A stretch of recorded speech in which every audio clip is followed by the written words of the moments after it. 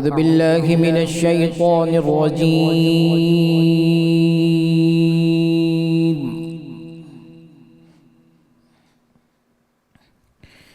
بسم الله الرحمن الرحيم.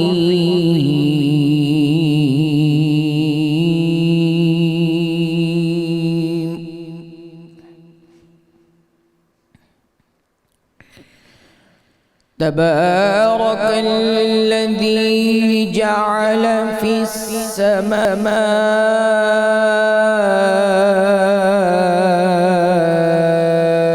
بروجا وجعل فيها سراجا وقمرا.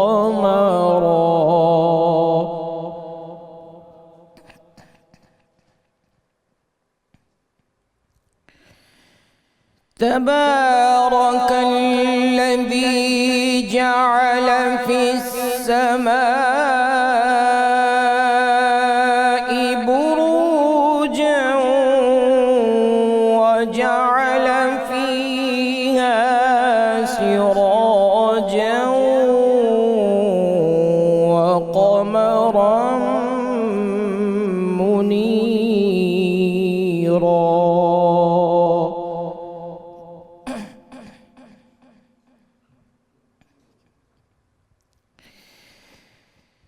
وهو الذي جعل الليل والنهار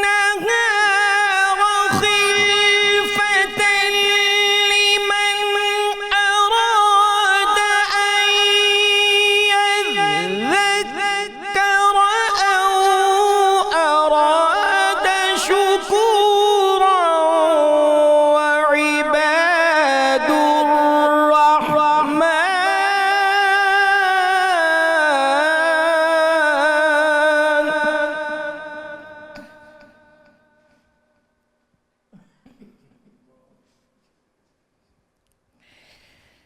وعباد الرحمن الذين يمشون على الأرض هونا وإذا خاطبهم الجاهلون قالوا سلاما.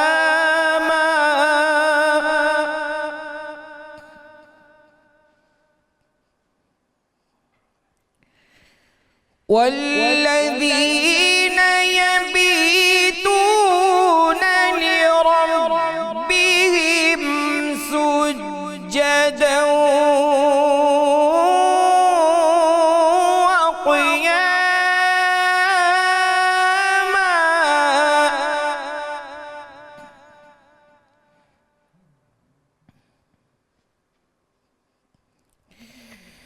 والذين يقولون ربنا اصرف عنا عذاب جهنم إن عذابها كان غراما.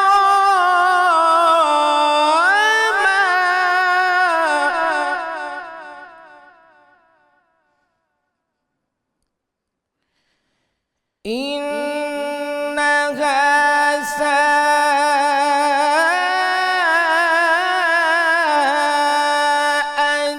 مستقرا ومقاما.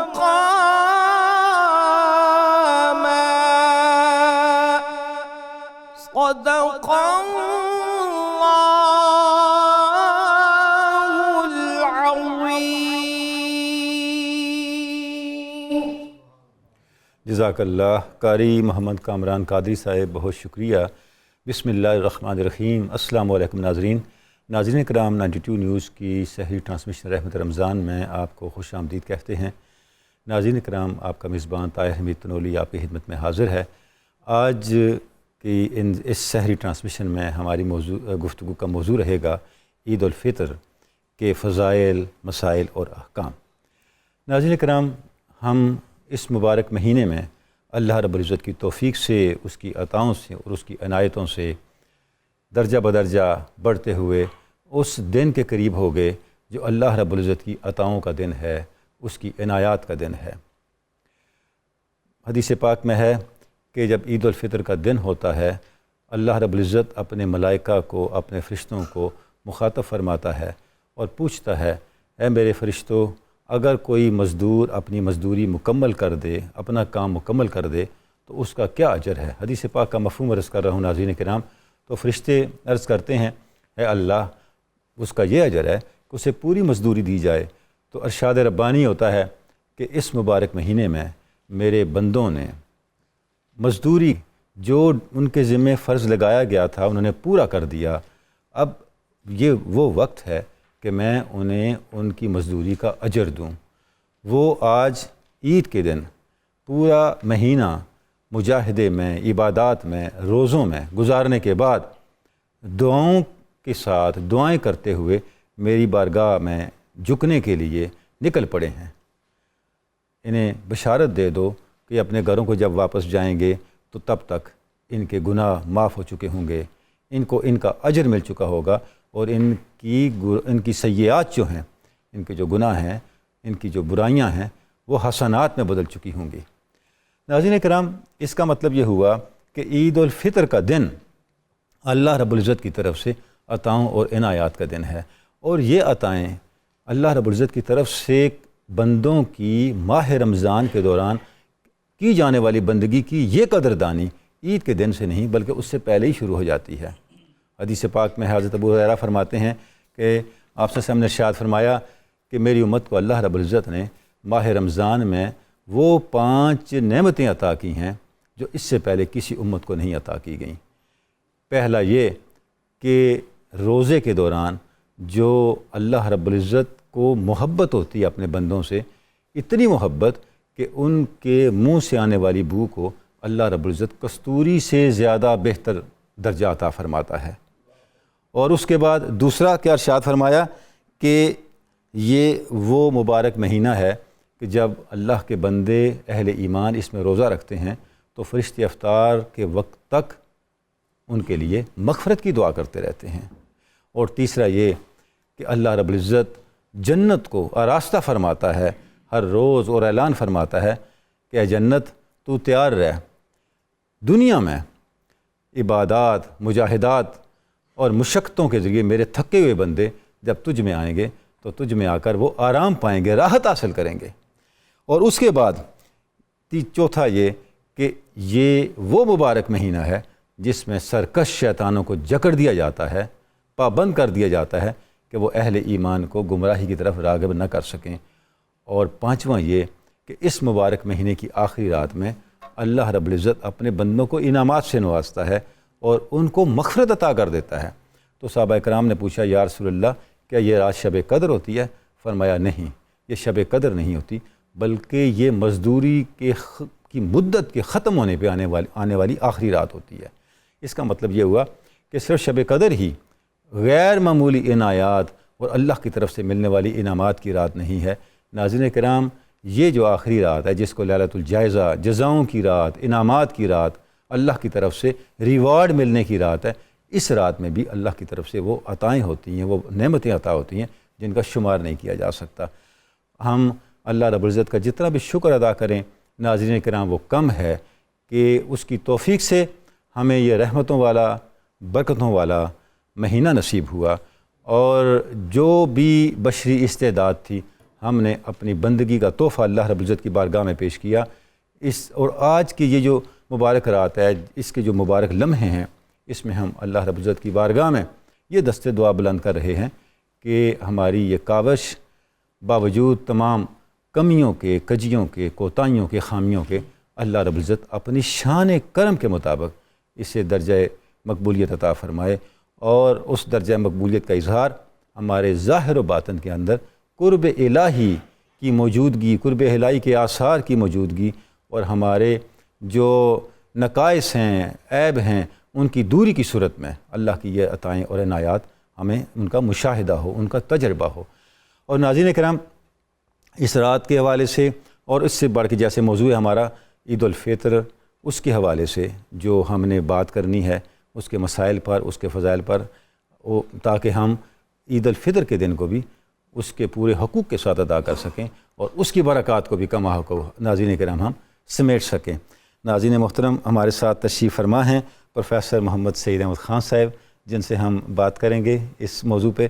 جناب ڈاکٹر شبیر احمد جامی صاحب تشریف رکھتے ہیں اور ان کے ساتھ ڈاکٹر سید حامد فاروق بخاری صاحب تشریف فرما ہیں، اور ہمارے پروگرام میں جناب شیر میاں داد خان صاحب اور ان کے ساتھی موجود ہیں، جن سے ہم نے حمد نعت اور منقبت سننی ہے، تاکہ ہمارا جو درد و سوز کا معاملہ ہے وہ بھی اسی طرح آگے بڑھتا رہے، جس طرح پورے ماہ رمضان میں ہم نے ان سے کلام سنا، اور یہ جو ہے فیضان ہماری اس کے کیفیات کا حصہ رہا۔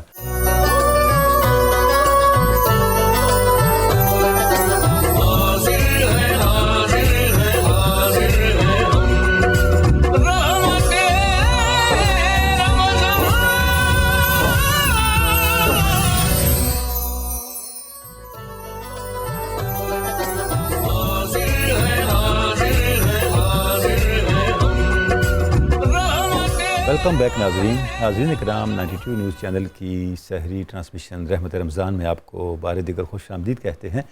ناظرین اکرام، ہم گفتگو کر رہے ہیں عید الفطر کے فضائل، مسائل اور احکام پر۔ پروفیسر صاحب، عید الفطر کی فضیلت جاننے سے پہلے اگر ہم یہ جان لیں کہ اس لفظ کا معنی کیا ہے تو زیادہ ہمارے لیے آسان ہو جائے گا اس کی فضیلتوں کو جاننا، تو آپ اس بارے میں کچھ ارشاد فرما دیں۔ بسم اللہ الرحمن الرحیم، جناب اللہم صلی علی محمد وعلی آل محمد وبارک وسلم۔ بہت شکریہ محترم ڈاکٹر ترولی صاحب۔ عید کے لفظ پر گفتگو کرنے سے قبل جی، اگر آج کی اس پر رونق اور اتنی خوبصورت عید کی لذتوں کو چار چاند لگانے والی شیر میاں داد کی یہ پڑھی ہوئی نعت قرار دوں تو کچھ کم نہ ہو۔ ماشاءاللہ ماشاءاللہ، کیا رنگ بھر دیا ہے، سبحان اللہ۔ کیسی عید کی خوشیاں اہل ایمان کی دوبالا ہو جاتی ہیں جب ان کے کانوں میں سرور کائنات صلی اللہ علیہ وسلم کی شان اور عظمت و رفعنا لک ذکر رکھ کے آئینے میں دلوں میں اترتی۔ سبحان اللہ سبحان اللہ۔ لفظ عید بعض نے کہا عود سے بنا ہے، جی، عادہ یعود عیدن او عودن، لوٹنا۔ ٹھیک ہے، عام لفظوں میں یہ کہا گیا کہ عید چونکہ ہر سال آتی ہے، ٹھیک ہے، بار بار لوٹتی ہے، اس کی وجہ سے اس کو عید قرار دیا گیا۔ یہ صرف اہل علم کے نزدیک لفظ کا ترجمہ ہے، لیکن اگر ہم اس کو قرآن کریم کی روشنی میں دیکھیں تو سیدنا موسیٰ علیہ السلام کے متعلق قرآن پاک کہتا ہے کہ موعدہم یوم الزینہ۔ سبحان اللہ سبحان اللہ۔ یوم الزینہ، عید کی خصوصیت بھی بتا دی۔ خصوصیت قرآن نے بیان کر دی کہ عید کی خصوصیت کیا ہے، ٹھیک ہے، یوم الزینہ کیا ہے۔ اللہ تعالیٰ نے اپنے کلیم کو جادوگروں کے مقابلے میں ایسی عظمت عطا فرمائی ٹھیک ہے، کہ آپ کے اژدہا کو یہ شکل دی کہ وہ ایک بڑے اونٹ کی صورت میں انتہائی خوفناک سانپ بن کر جادوگروں کے جادو کو نگلتا ہوا اس انداز سے بڑھ رہا ہے کہ مفسرین لکھتے ہیں اتنی بھگدڑ مچی کہ 50,000 کے قریب آدمی پاؤں تلے روندے گئے۔ اللہ اکبر۔ لیکن وہاں جادوگروں کا ایمان پر نور ہوا، ایمان کی دولت آئی۔ اللہ کریم نے قوم یہود کے لیے اس کو عید کا دن قرار دے دیا۔ سبحان اللہ سبحان اسی اللہ۔ طرح اگر ہم قرآن کریم میں غور کریں تو حضرت عیسیٰ علیہ السلام دعا مانگتے نظر آتے ہیں، اللہم ربنا انزل علینا مائدۃ من السماء تکون لنا عیدا لاولنا وآخرنا۔ آسمان سے عیسیٰ علیہ السلام کی دعا پر دسترخوان اترے اور اس دسترخوان کے اترنے کو عیسیٰ علیہ السلام کے لیے اللہ تعالیٰ اتنی اہمیت دے کہ یہ قوم نصارہ کے اولین کے لیے آخرین کے لیے عید ہے۔ سبحان اللہ۔ اس آئینے میں جب اہل ایمان رمضان المبارک کی اس عید کے لفظ پر غور کرتے ہیں تو اس میں صرف یہ نہیں ہے کہ یہ بار بار آ رہا ہے، ٹھیک ہے، بلکہ اس میں کیا ہے، اللہ رب العزت اہل ایمان کو جب وہ عید کے لیے گھروں سے نکلتے ہیں، فرشتے مرحبا کہتے ہوئے راستوں پر ان کا استقبال کر رہے ہیں۔ سبحان اللہ۔ جب انسان نماز عید کے لیے عید کے میدان میں پہنچتا ہے، وہاں پر اللہ کے احسانات، اس کے انعامات، اس کی طرف سے ملنے والی نعمتیں جب اس کو اترتی ہیں، ملتی ہیں، ان نعمتوں کے بار بار ملنے کی بنا پر اس دن کو عید کہا گیا۔ سبحان اللہ۔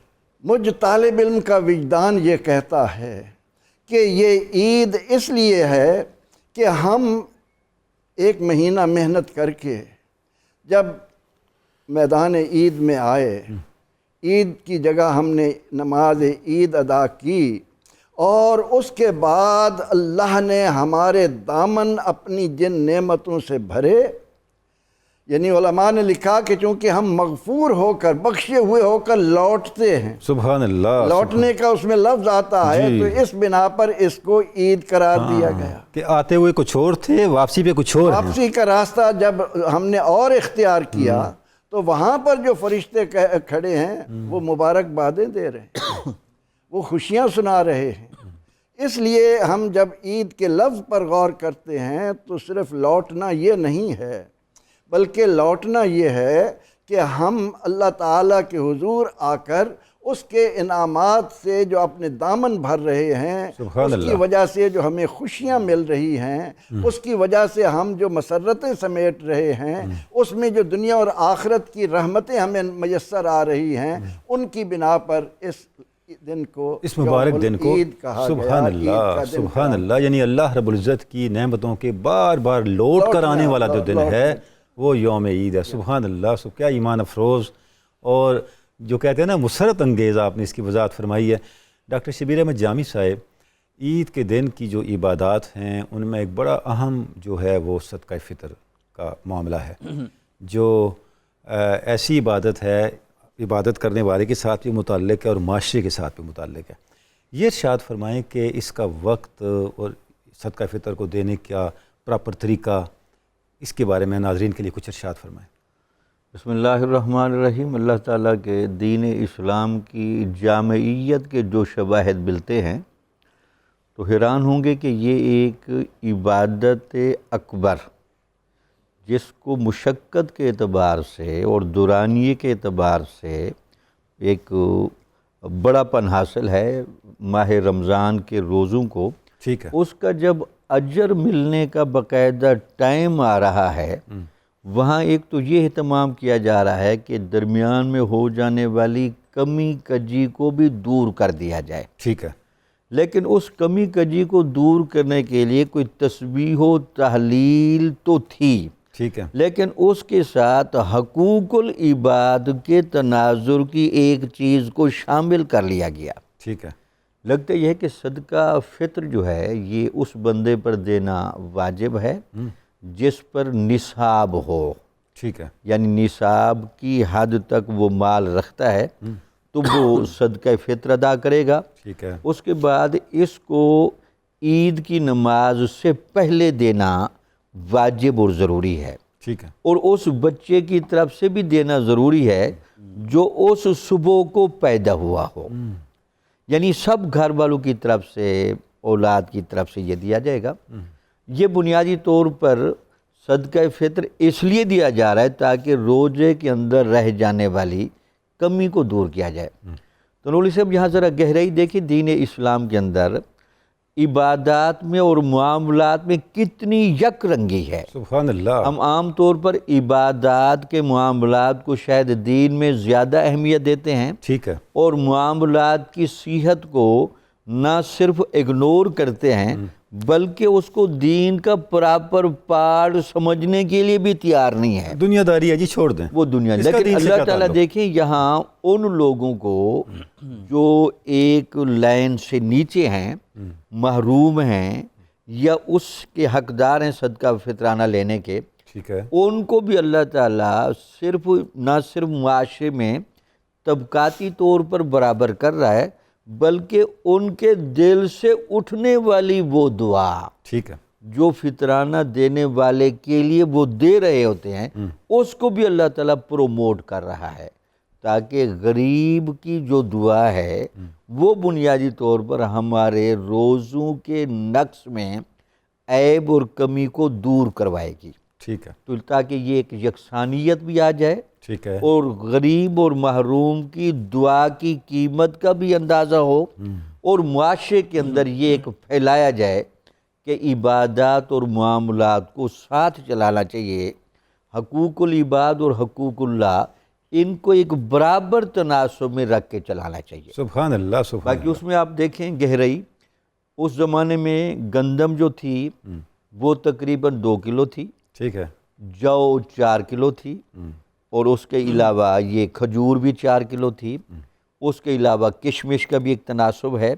بہرحال اس اعتبار سے جو قیمتیں ہمارے ہاں متداول ہیں، 220 روپے اسلامی نظریاتی کونسل نے لگائی ہیں، یا 240 بھی کہہ رہے ہیں، ٹھیک ہے، 300 کا عدد بھی ہے. ٹھیک ہے، اسی طرح اس میں اصول یہ رکھیں جو مارکیٹ میں درمیانی درجے کی چیز ہے، لو بھی نہ ہو زیادہ ہائی بھی نہ ہو، اس کو بہرحال زیادہ معیار قرار دے کر وہ صدقہ فطرانہ ادا کیا جائے. ٹھیک ہے، اور ادا کرتے ہوئے کوشش یہ ہونی چاہیے کہ جن کو آپ دے رہے ہیں نا ان پر آپ احسان نہیں کر رہے، بلکہ وہ لینے والے آپ پر احسان کر رہے ہیں کہ آپ کے وہ جو کفارہ ہے یا آپ کی وہ جو کجی ہے یا عیب ہے جو روزے میں رہ گیا وہ اس سے دور ہو جائے. سبحان اللہ، سبحان اللہ. تو ڈاکٹر صاحب اس کا مطلب یہ ہوا کہ یوم عید تو پھر غم گساری کا دن بھی ہوا نا، غم گساری کا دن، کہ آپ خوشیاں بانٹیں، خوشیاں منائیں نہیں، خوشیاں بانٹیں بھی، اور جن کے پاس اسباب نہیں ہیں، وسائل نہیں ہیں، وہ بھی آپ کے ساتھ خوشیوں میں شریک ہوں. اچھا ڈاکٹر صاحب، آپ نے فرمایا کہ یہ جو صدقہ فطر دینا ہے ایک درمیانی درجے کا ہو، بہت زیادہ بھی بوجھ نہ پڑے، یعنی جتنی توفیق ہے. تو کیا یہ درست ہے کہ صدقہ فطر دیتے وقت اگر تھوڑا زیادہ دے دیں تو کوئی مسئلہ نہیں ہے؟ نہیں، اگر کم نہ وہ ہو. جو صاحب کشائش اس کی وجہ یہ ہمارے یہاں یہ بھی کنفیوژن ہے، معیاری طور پر دیں. ہاں ٹھیک. اچھا یعنی یہ دوسری بات ہے، یہ دوسری بات ہے. اگر کوئی اگلی کیٹیگری کا ہے تو وہ چھوٹی کیٹیگری کا صدقہ فطر نہ دے، یہ بھی زیادتی ہے. بالکل ٹھیک ہے، لیکن جس کیٹیگری کا ہے اس میں تو پراپر کر کے دے، کیونکہ ہمارے یہاں یہ بھی مغالطہ ہے کہ اگر 100 روپیہ دینا ہے تو 101 روپیہ دیا تو نقص ہو جائے گا. نقص ہو جائے. پیر صاحب نے بتایا جی 100 دفعہ پڑھنا ہے، 101 دفعہ پڑھا تو مؤثر نہیں ہوگا. اس میں قرآن کی یہ آیت سامنے رکھ لینا، وَمَن تَطَوَّعَ خَيْرًا فَهُوَ خَيْرٌ. سبحان اللہ. اگر جو زیادہ کرے گا تو اس کے لیے بہتر ہے. بہتر بھی اگر 250 روپے بنتا ہے تو آپ 260 دیں گے تو اچھی بات ہے. 200 300 تک لے. سبحان اللہ، سبحان اللہ، سبحان اللہ. اچھا شاہ صاحب، ڈاکٹر بخاری صاحب، گزارش یہ ہے کہ آج بنیادی طور پہ تو عید الفطر کے فضائل اور برکتیں ہم ڈسکس کرنی ہیں، لیکن ساتھ چھوٹے چھوٹے وہ مسائل جن سے عموماً کنفیوژن پھیل جاتی ہیں، تو ہم چاہتے ہیں کہ آپ کے ذریعے وہ رہنمائی بھی لوگوں تک پہنچ جائے. اچھا، چاند ایک جگہ نظر نہیں آیا لیکن قرب و جوار میں نظر آ گیا ہے، تو اس سے جہاں چاند نظر نہیں آیا وہاں پر بھی عید سیلیبریٹ کرنے میں کوئی دقت تو نہیں ہے نا؟ کوئی ٹیکنیکلی کوئی شرعی طور پہ کوئی مسئلہ تو نہیں پیدا ہوتا؟ بسم اللہ الرحمن الرحیم، الحمدللہ والصلاة والسلام علی رسول اللہ وعلی آلہ وصحبہ اجمعین. بہت شکریہ جناب والا. اور آج کے حالات کے تناظر میں سمجھتا ہوں یہ سب سے اہم ترین سوال ہے، کیونکہ ہماری قوم سیزنل کویسچننگ کرتی ہے نا جی. کہ تراویح کے بارے میں سوالات پورا سال نہیں ہوں گے، لیکن جب پڑھنی ہوگی تو پھر سوالات شروع ہو جائیں گے. صدقہ فطر کے بارے میں ساری چیزیں موجود ہیں. تو اسی طرح آج کی رات سب سے اہم سوال یہ ہوگا کہ رؤیت ہلال کی شرعی حیثیت کیا ہے، یہ کمیٹی ہونی چاہیے یا نہیں ہونی چاہیے. تو مجھے آپ کی تائید چاہیے ہوگی، اور بلکہ آپ کی سپورٹ چاہیے ہوگی اس سوال کے جواب میں، اور میں چاہوں گا کہ ہم تفصیل سے آج اس پہ بات کریں. جناب والا، سب سے پہلے تو اس مسئلے کی بنیادی نوعیت کو سمجھنا چاہیے کہ عید الفطر ہو یا دیگر جتنے بھی اسلامی مہینے ہیں جنہیں ہم قمری سال کے مہینے کہتے ہیں، ان کا اعتبار رؤیت ہلال سے ہوتا ہے. ٹھیک ہے. اور ہلال چاند کو کہتے ہیں اور رؤیت دیکھنے کو کہتے ہیں، یعنی چاند دیکھنے پہ اس کا انحصار ہوتا ہے. ایک جگہ چاند نظر آ گیا اور دوسری جگہ چاند نظر نہیں آیا، تو قریبی علاقہ جو ہے وہ جہاں چاند نظر آیا اس کے اعتبار سے روزہ یا عید کرے گا یا نہیں کرے گا، یہ آج کا ہمارا بنیادی سوال ہو گیا۔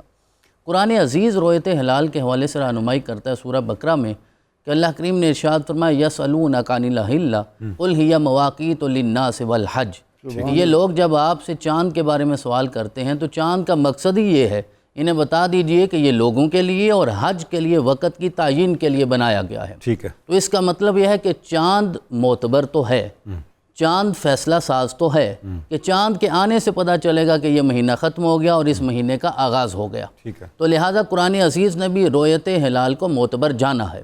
پھر صاحب قرآن صلی اللہ علیہ وسلم نے ارشاد فرمایا صوموا لرؤیتہ وافطروا لرؤیتہ، کہ تم نے جب رمضان شروع کرنا یا روزے رکھنے ہیں تو وہ بھی رؤیت سے، یعنی آنکھ سے دیکھنا ہے نا، رؤیت کا بنیادی معنی، اور روزے ختم کرنے ہیں اور عید الفطر کا آغاز ہونا ہے تو وہ بھی رؤیت سے، یعنی چاند کو آنکھوں کے ساتھ دیکھنا ہے۔ فَإِنْ غُمَّ عَلَيْكُمْ، اور اگر موسم یا مطلع ابر آلود ہو جائے تو پھر تم نے 30 دن جو ہیں وہ مکمل کرنے ہیں۔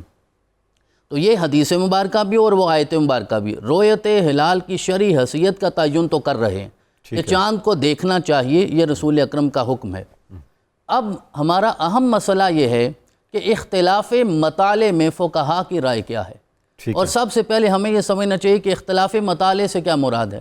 مطالع یہ جمع کا صیغہ ہے جو مطلع کی جمع ہے، مطلع اور واحد ہے، اس کا مطلب ہوتا ہے طلوع ہونے کی جگہ، نکلنے کی جگہ، یعنی چاند کے طلوع ہونے کی اور چاند کے غروب ہونے کی جگہ میں اختلاف ہو سکتا ہے، تو یہ اختلاف مطالع ہے، اور اس کی ضد جب ہم دیکھتے ہیں تو وہ اتحاد مطالع ہے۔ تو لہذا یعنی مون سائٹنگ زونز جو ہیں وہ کیونکہ مختلف ہوتے ہیں، کہیں چاند نظر آ گیا، کہیں چاند نظر نہیں آیا، اور آپ بہتر سمجھتے ہیں کہ زمین کی جو شکل ہے وہ کروی ہے، کروی سے مراد ہے کہ بالکل گول نہیں ہے جس طرح گیند ہوتا ہے، بلکہ بیضوی ہے جس طرح کہ انڈا ہوتا ہے، تو لہذا یہ ممکن نہیں ہے کہ ایک ہی لمحے میں ہر جگہ زمین میں چاند آپ کو نظر آ جائے، تو کہیں ہوگا اور کہیں نہیں ہوگا، تو لہذا یہ چاند کے طلوع اور غروب کا جو اختلاف ہے اسے ہم اختلاف مطالع سے تعبیر کرتے ہیں۔ لہذا اب سوال یہ ہے کہ اختلاف مطالع معتبر ہے یا نہیں ہے، تو اس میں دو آراء ہیں، دو نظریات ہیں فقہی اعتبار سے۔ جمہور یعنی ہمارے 4 ائمہ ہیں اہل سنت کے، جنہیں ہم ائمہ اربعہ سے تعبیر کرتے ہیں، ان میں جمہور یعنی 3 ائمہ، امام اعظم حضرت امام ابو حنیفہ رحمۃ اللہ علیہ، جناب امام مالک اور احمد بن حنبل، اور پھر امام اعظم کے ساتھ صاحبین بھی ہیں، ان سارے ائمہ کی رائے یہ ہے کہ اختلاف مطالع معتبر نہیں ہے، لہذا کہیں بھی چاند نظر آ گیا اور اس چاند کے نظر آنے کی شرعی شہادت موجود ہے اور اس کی تصدیق ہو گئی تو پھر دوسرے علاقے والے بھی اس چاند کے اعتبار سے عید کر سکتے ہیں۔ ٹھیک ہے جی، جمہور کے نزدیک یہ ہے، لیکن حضرت امام شافعی رحمۃ اللہ علیہ آپ ارشاد فرماتے ہیں کہ یہ ممکن نہیں ہے، کیونکہ اختلاف مطالع برحق ہے، اور بہت سارے علاقے ایسے ہیں کہ ان میں وقت کا فرق اتنا ہوتا ہے، کہیں دن ہے تو کہیں رات ہے، لہذا یہ ممکن نہیں ہے، تو اختلاف مطالع کا اعتبار کیا جائے گا، لہذا ہر علاقہ جو ہے وہ اپنے چاند دیکھنے کے بعد ہی عید یا روزے کا یعنی رمضان کا جو ہے وہ فیصلہ کرے گا۔ تو یہ 2 آراء ہمارے سامنے آتی ہیں بنیادی طور پہ اختلاف مطالع کے اعتبار سے، جمہور کی، اور کیونکہ بر صغیر میں زیادہ تر لوگ احناف ہیں تو حضرت امام اعظم ابو حنیفہ کی رائے یہ ہے جو متون میں لکھی ہوئی ہے کہ اختلاف مطالع جو ہے معتبر نہیں ہے، اور حضرت امام شافعی فرماتے ہیں کہ معتبر ہے۔ اب ہمیں یہ دیکھنا ہے جو آپ نے بنیادی سوال فرمایا کہ ایک علاقے میں چاند نظر نہیں آیا لیکن قریبی علاقے میں آ گیا، اب قریبی علاقہ کتنا ہوتا ہے؟ کیا یہاں سے کراچی تک قریبی ہے، یا یہاں سے پشاور تک قریبی ہے، یا واشنگٹن یا نیو یارک تک قریبی ہے؟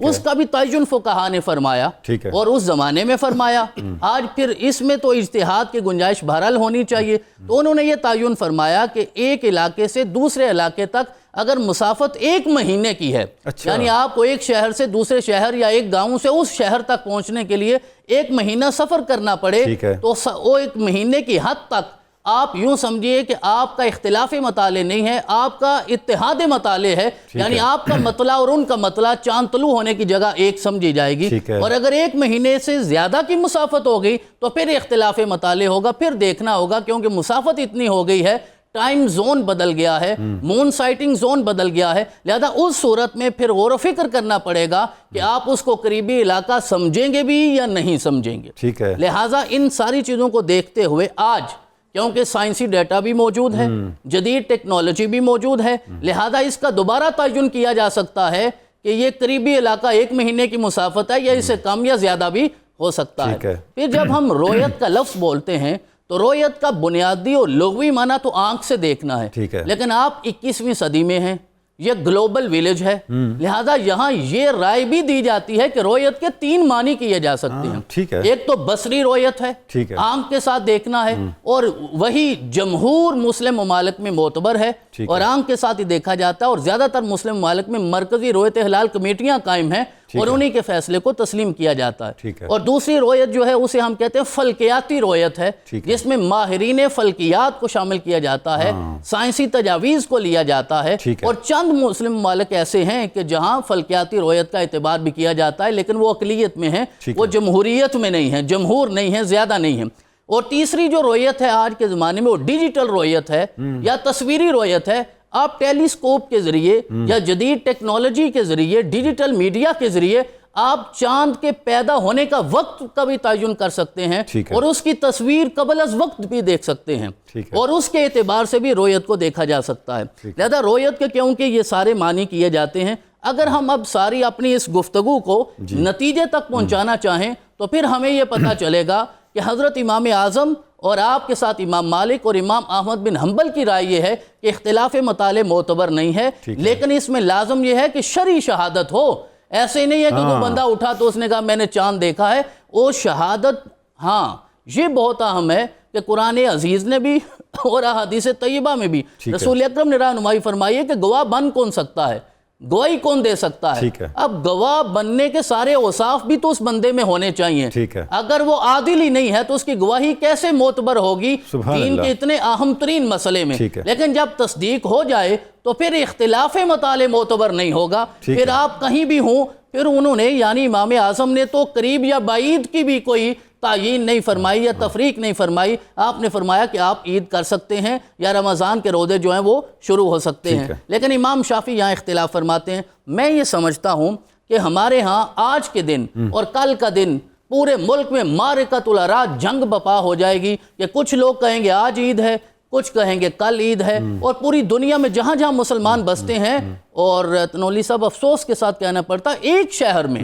یعنی آپ لنڈن چلے جائیں، ایک شہر میں ایک گھر میں ایک بندہ آج عید کرتا ہے، دوسرا کل کرتا ہے، تیسرا اگلے دن کرتا ہے۔ تو اس لیے اگر امام اعظم کو ہی اعظم مان لیا جائے اور ان کی بنیادی رائے کو تسلیم کر لیا جائے، یہ میری ادنا سی رائے ہے، امام اعظم کی میں اس میں کیا کہتے ہیں تقلید میں عرض کر رہا ہوں، تو اس صورت میں پھر یہ ہوگا کہ آپ کے سارے اختلافات ختم ہو جائیں گے، اتحاد کی فضا پیدا ہوگی۔ اور دوسرا یہ ہے کیونکہ اس ملک میں مرکزی رویت حلال کمیٹی ہے، لہذا اس کا فیصلہ ماننا ہماری ذمہ داری ہے، ہم اس چیز کے مکلف نہیں ہیں کہ انہوں نے فیصلہ درست کیا ہے یا غلط کیا ہے۔ لہذا ایسی صورت میں جو آپ کا سوال ہے اس کا جواب یہی ہے، جہاں چاند نظر نہ آئے وہ قریبی علاقے کے چاند کے مطابق بھی عید کر سکتے ہیں۔ بہت خوب، بہت خوب۔ ناظرین کرام، ہم گفتگو کر رہے ہیں عید الفطر کے فضائل، مسائل اور احکام پر، اور جس کوسچن پہ بخاری صاحب نے بہت تفصیل سے بات کر دی ہے تاکہ کنفیوژ دور ہو جائیں۔ خلاصہ یہی ہے کہ اسلام دین فطرت ہے، اور اسلام نے جو ضابطے ہمیں دیے ہیں ناظرین کرام وہ اتنے سائنٹیفک ہیں، اتنے بیسڈ آن فیکٹس ہیں کہ وہ حقائق کو بھی پیش نظر رکھتے ہیں اور ہماری سہولت بھی اسی کے اندر ہے۔ ابھی ناظرین کرام ایک بریک کا وقت ہے، ہم ایک وقفہ لیں گے اور وقفے کے بعد پھر آپ سے ملاقات ہوتی ہے۔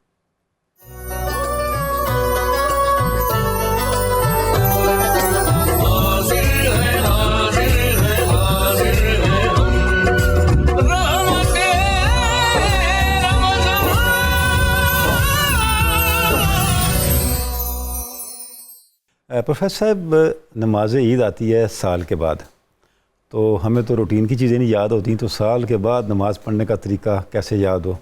تو ہوتا ہی ہے جب نماز کھڑی ہوتی ہے کوئی ادھر ہاتھ کھینچ رہا ہوتا ہے، کوئی ادھر سے ہاتھ چھوڑ رہا ہوتا ہے، تو آپ ارشاد فرما دیں ناظرین کے لیے کہ کیا طریقہ ہے نماز عید ادا کرنے کی، تفصیلات کیا ہیں؟ بسم اللہ۔ کیا خوبصورت اور وقت کے تقاضوں کے مطابق آپ نے سوال کیا۔ عمدہ سوال بھی آدھا علم کہلاتا ہے۔ سبحان اللہ۔ ہم اگر اس بات کو مد نظر رکھیں کہ امت کے ساتھ تعلق ہے اور یہ امت مسلمہ کتنی عظمتوں والی ہے، جی اور ان چیزوں کو ہر وقت سامنے رکھیں کہ ہم نے کون سی عبادت کس انداز میں کرنی ہے۔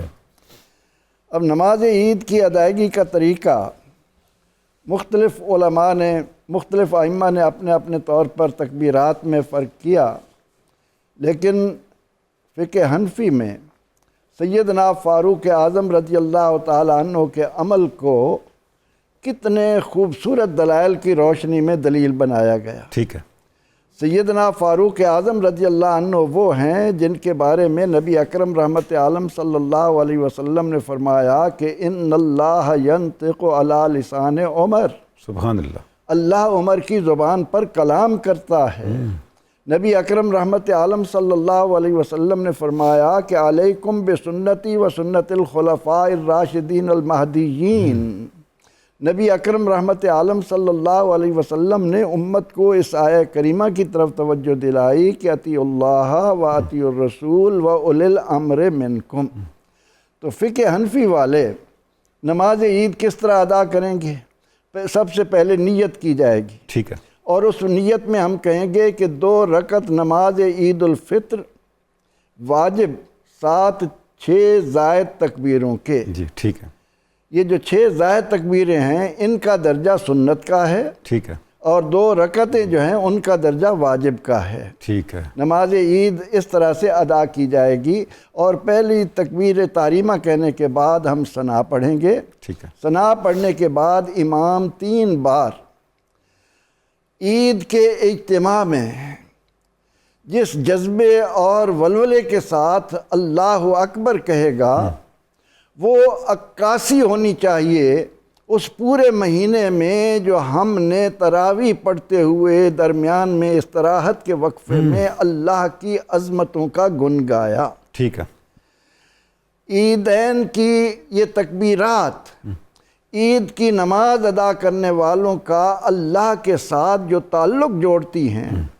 اور اتنے بڑے اجتماع میں ہم جس جذبے سے وہ پاکیزگی کے دور سے گزر کر روزے، راتوں کا قیام اور سحری افطاری، اگر اللہ کو بڑا مان لیا سارے مسائل حل ہو جائیں۔ ٹھیک ہے، وہ جو 3 بار ہم نے ہر بار ہاتھ اٹھا کر اللہ اکبر کہنا ہے، وہ دل کے اندر یہ عظمت ہو ٹھیک ہے، کہ اے پروردگار عالمین، ساری نعمتیں تیری طرف سے ہمیں مل رہی ہیں اور ہم تجھی کو سب سے بڑا مانتے ہیں۔ سبحان اللہ، سبحان 3 اللہ، تکبیریں کہنے کے بعد جب ہم پھر امام جو ہے تعوذ تسمیہ پڑھ کر قرات کرے گا، 7 آیات کریمہ ملائے گا، سورت ملائے گا، اور پہلی رکعت مکمل کی جائے گی۔ ٹھیک ہے، اب دوسری رکعت میں امام جب شروع کرے گا تو امام سورہ فاتحہ کے ساتھ قرات ملانے کے بعد پھر اسی انداز میں 3 مرتبہ اللہ اکبر کہے گا۔ ٹھیک ہے، ادھر ادھر دیکھنے کی بجائے ہمیں یاد ہونا چاہیے کہ ہر تکبیر کے ساتھ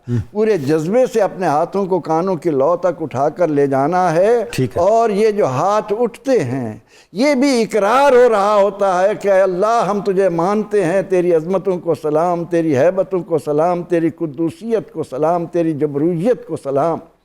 اس طرح سے پھر ہم نماز کو امام کے ساتھ 3 زائد تکبیریں کہہ کر چوتھی تکبیر کہتے ہوئے اس نماز عید کو ادا کریں گے، سبحان اور اللہ، اس کے بعد خطبہ سننا بھی واجب ہے۔ ٹھیک ہے، اور یہاں پر ایک مسئلہ عرض کر دوں کہ اگر کوئی شخص پہلی رکعت میں امام کے ساتھ اس وقت آیا ہے کہ امام رکوع میں جا چکا ہے، ٹھیک ہے، اب اس کو 3 تکبیرات کہنے کا موقع نہیں مل رہا، ٹھیک تو ہے، اس ضمن میں بھی فقہا نے ہماری رہنمائی کی کہ اگر تکبیر تحریمہ کہنے کے بعد آپ کو امام کی عادت کا علم ہے، اتنا ہو سکتا ہے 3 بار تکبیر اپنے طور پر کہہ لیں، پھر رکوع میں چلے جائیں۔ ٹھیک ہے، لیکن اگر آپ کو اندیشہ ہو کہ رکعت نکل جائے گی تو پھر آپ رکوع میں شامل ہو جائیں، اور یہ جو 3 تکبیریں کہنا رہ گیا ہے امام کی اتباع میں، کیونکہ یہ سنت ہیں، ٹھیک ہے، ان کی قضا نہیں ہے، آپ کی نماز مکمل ہو جائے۔ مکمل ہو جائے گی۔ ماشاءاللہ، بہت پروفیسر صاحب آپ نے بہت جامع طریقے سے ارشاد فرما دیا۔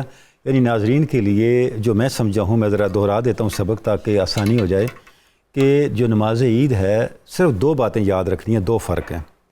پہلا یہ کہ اس میں 6 زائد تکبیریں ہیں، 2 رکعتیں عام طور جس طرح پڑھتے ہیں اس طرح، یہ کوئی مشکل کام نہیں ہے۔ 6 زائد تکبیریں ہیں۔ زائد تکبیریں۔ دوسری بات یہ بھولنی نہیں ہے، 3 تکبیریں پہلی رکعت میں فاتحہ سے پہلے اور 3 تکبیریں دوسری رکعت میں رکوع سے پہلے۔ رکوع سے پہلے بس اتنی بات یاد رکھ لیں، پھر آپ کو کوئی نماز مسئلہ میں نہیں ادھر پیدا ادھر ہوگا، دیکھنے کی ضرورت ہمیں ادھر ادھر دیکھنے کی ضرورت نہیں آئے گی۔ اور میں عموماً کہا کرتا ہوں جی جی کہ یہ وہ چیزیں ہیں جو ہمیں یاد ہونی چاہیے۔ سبحان اللہ۔ اور خصوصی طور پر ہم دیکھتے ہیں کہ اہل ایمان جنازے میں شامل ہوتے ہیں، انہیں معلوم نہیں جنازے کی تکبیریں اپنے کیسے بچوں کو جنازہ بتانا کیسے چاہیے، پڑھتے ہیں۔ بالکل ٹھیک۔ سال بعد عید آتی ہے، اس کے لیے ہم پریشان ہوتے ہیں کہ اب امام تکبیر کہہ رہا ہوتا ہے، کوئی ادھر ادھر دیکھ رہا ہے کہ ساتھ والا کیا کر رہا ہے، اب مجھے کیا کرنا ہے، رکوع میں جانا ہے۔ بلکہ حضور اب تو ایسے بھی لطیفے ہوتے ہیں، کسی کو پہلی دفعہ امامت کے لیے کھڑا کر دیں تو وہ بھی ادھر ادھر دیکھ رہا ہوتا ہے کہ کیسے ادا کرنا ہے۔ ڈاکٹر شبیر احمد جامی صاحب، اچھا حضور گزارش یہ ہے کہ اگر خدا نخواستہ نماز عید رہ جائے، یعنی دیر سے آیا تو اس کا تو پروفیسر صاحب نے بتا دیا، رہ جائے تو اس کا بھی کوئی ازالے کی صورت ہے؟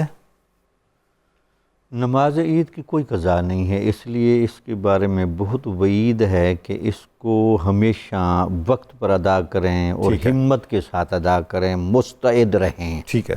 اچھا یہاں میں گزارش کر دوں، بات تو بعد میں ہوگی لیلۃ الجائزہ کی، ٹھیک ہے، لیکن بہرحال اگر وہ عید والی رات بھی ہم نے ذرا جاگ کر ٹھیک ہے، اور ایک مستعدی کے ساتھ ذکر اور تحلیل و تسبیح کی کثرت کے ساتھ گزاری ہوگی ٹھیک ہے، تو وہ کیفیتیں بھی شاید ہمیں زیادہ ہیلپ کرتی ہیں صبح کی نماز کے ساتھ موافقت میں۔ سبحان اللہ۔ اگر وہ رات ہم اس طریقے سے نہیں گزارتے، وہ ہم یہی سمجھتے لیں کہ اب یہ ماہ رمضان ختم ہو گیا، ٹھیک ہے، چاند نظر آ گیا، اور ہم اس کو ایسے ہی بند کر دیتے ہیں جیسے عام طور پر امتحانوں کے بعد بچے سب کچھ بھولے ہوتے ہیں۔ ٹھیک ہے، تو وہ اگلے دن اچانک یہ پتہ چلتا ہے جی عید کی نماز بھی پڑھنی ہے، تو ہمیں ذہن میں رکھنا چاہیے کہ عید انعام ملنے کا دن ہے، تو انعام ملنے کے موقع پر اللہ تعالیٰ کوئی عام ایڈریس میں نہیں بلا رہا، ٹھیک ہے، اس کے لیے شرائط ہیں، وہ آگے بیان ہوں گی، لیکن بہرحال اس کو اہتمام کے ساتھ، ٹھیک ہے، مستعدی کے ساتھ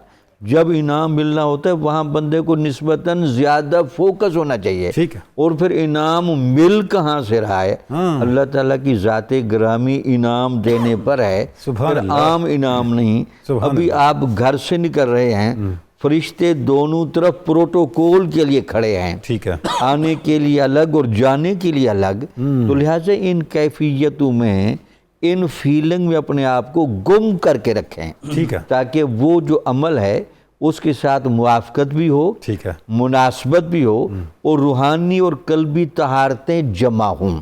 سبحان تو اللہ، لہٰذا یہ ہمارے ہاں چونکہ ایک تاثر یہی ہوتا ہے کہ ماہ رمضان ختم ہو گیا، اب ذرا ہم نے اس رات ریلیکس ہو کو جاتے ذرا آزادانہ طریقے سے گزارنا ہے، پھر جب آزادی ذہن قبول کر لیتا ہے پھر اس کو قید و رسول کا پابند کرنا شاید مشکل ہو جاتا ہے۔ یعنی جو سیکھا ہے پورے مہینے میں اس پہ استقامت کی ایک بار پھر مشق کرنی ہے آخری رات میں، آخری رات تاکہ وہ تمہارے ساتھ چلتا رہے۔ بالکل ٹھیک۔ اور یہ سرمایہ جو ہم نے سمیٹا ہے ڈسپلن کا، ڈیوائن ڈسپلن کا، تقوی کا، یہ ہمارے ہاتھ سے جائے نہ۔ بالکل، ڈاکٹر صاحب بلکہ اس کو حدیث مبارکہ کی تائید بھی دے لیں۔ جی، حضور نبی اکرم صلی اللہ علیہ وسلم سے جب اعمال صالحہ کی کیفیت اور تاثیر اور برکت کا پوچھا گیا ٹھیک ہے، تو آپ نے فرمایا کہ ان کا انحصار 2 چیزوں پر ہے، اچھا، یا تو آغاز پر یا اختتام پر۔ اللہ اکبر، تو لہٰذا آغاز بھی بندے کا اچھا ہونا چاہیے، اخلاص کے اور ساتھ، اس میں اختتام بھی اچھا ہونا چاہیے، سبحان اللہ، کیونکہ اب نعمتیں جب سمیٹنے کا وقت آیا اس وقت جس انداز سے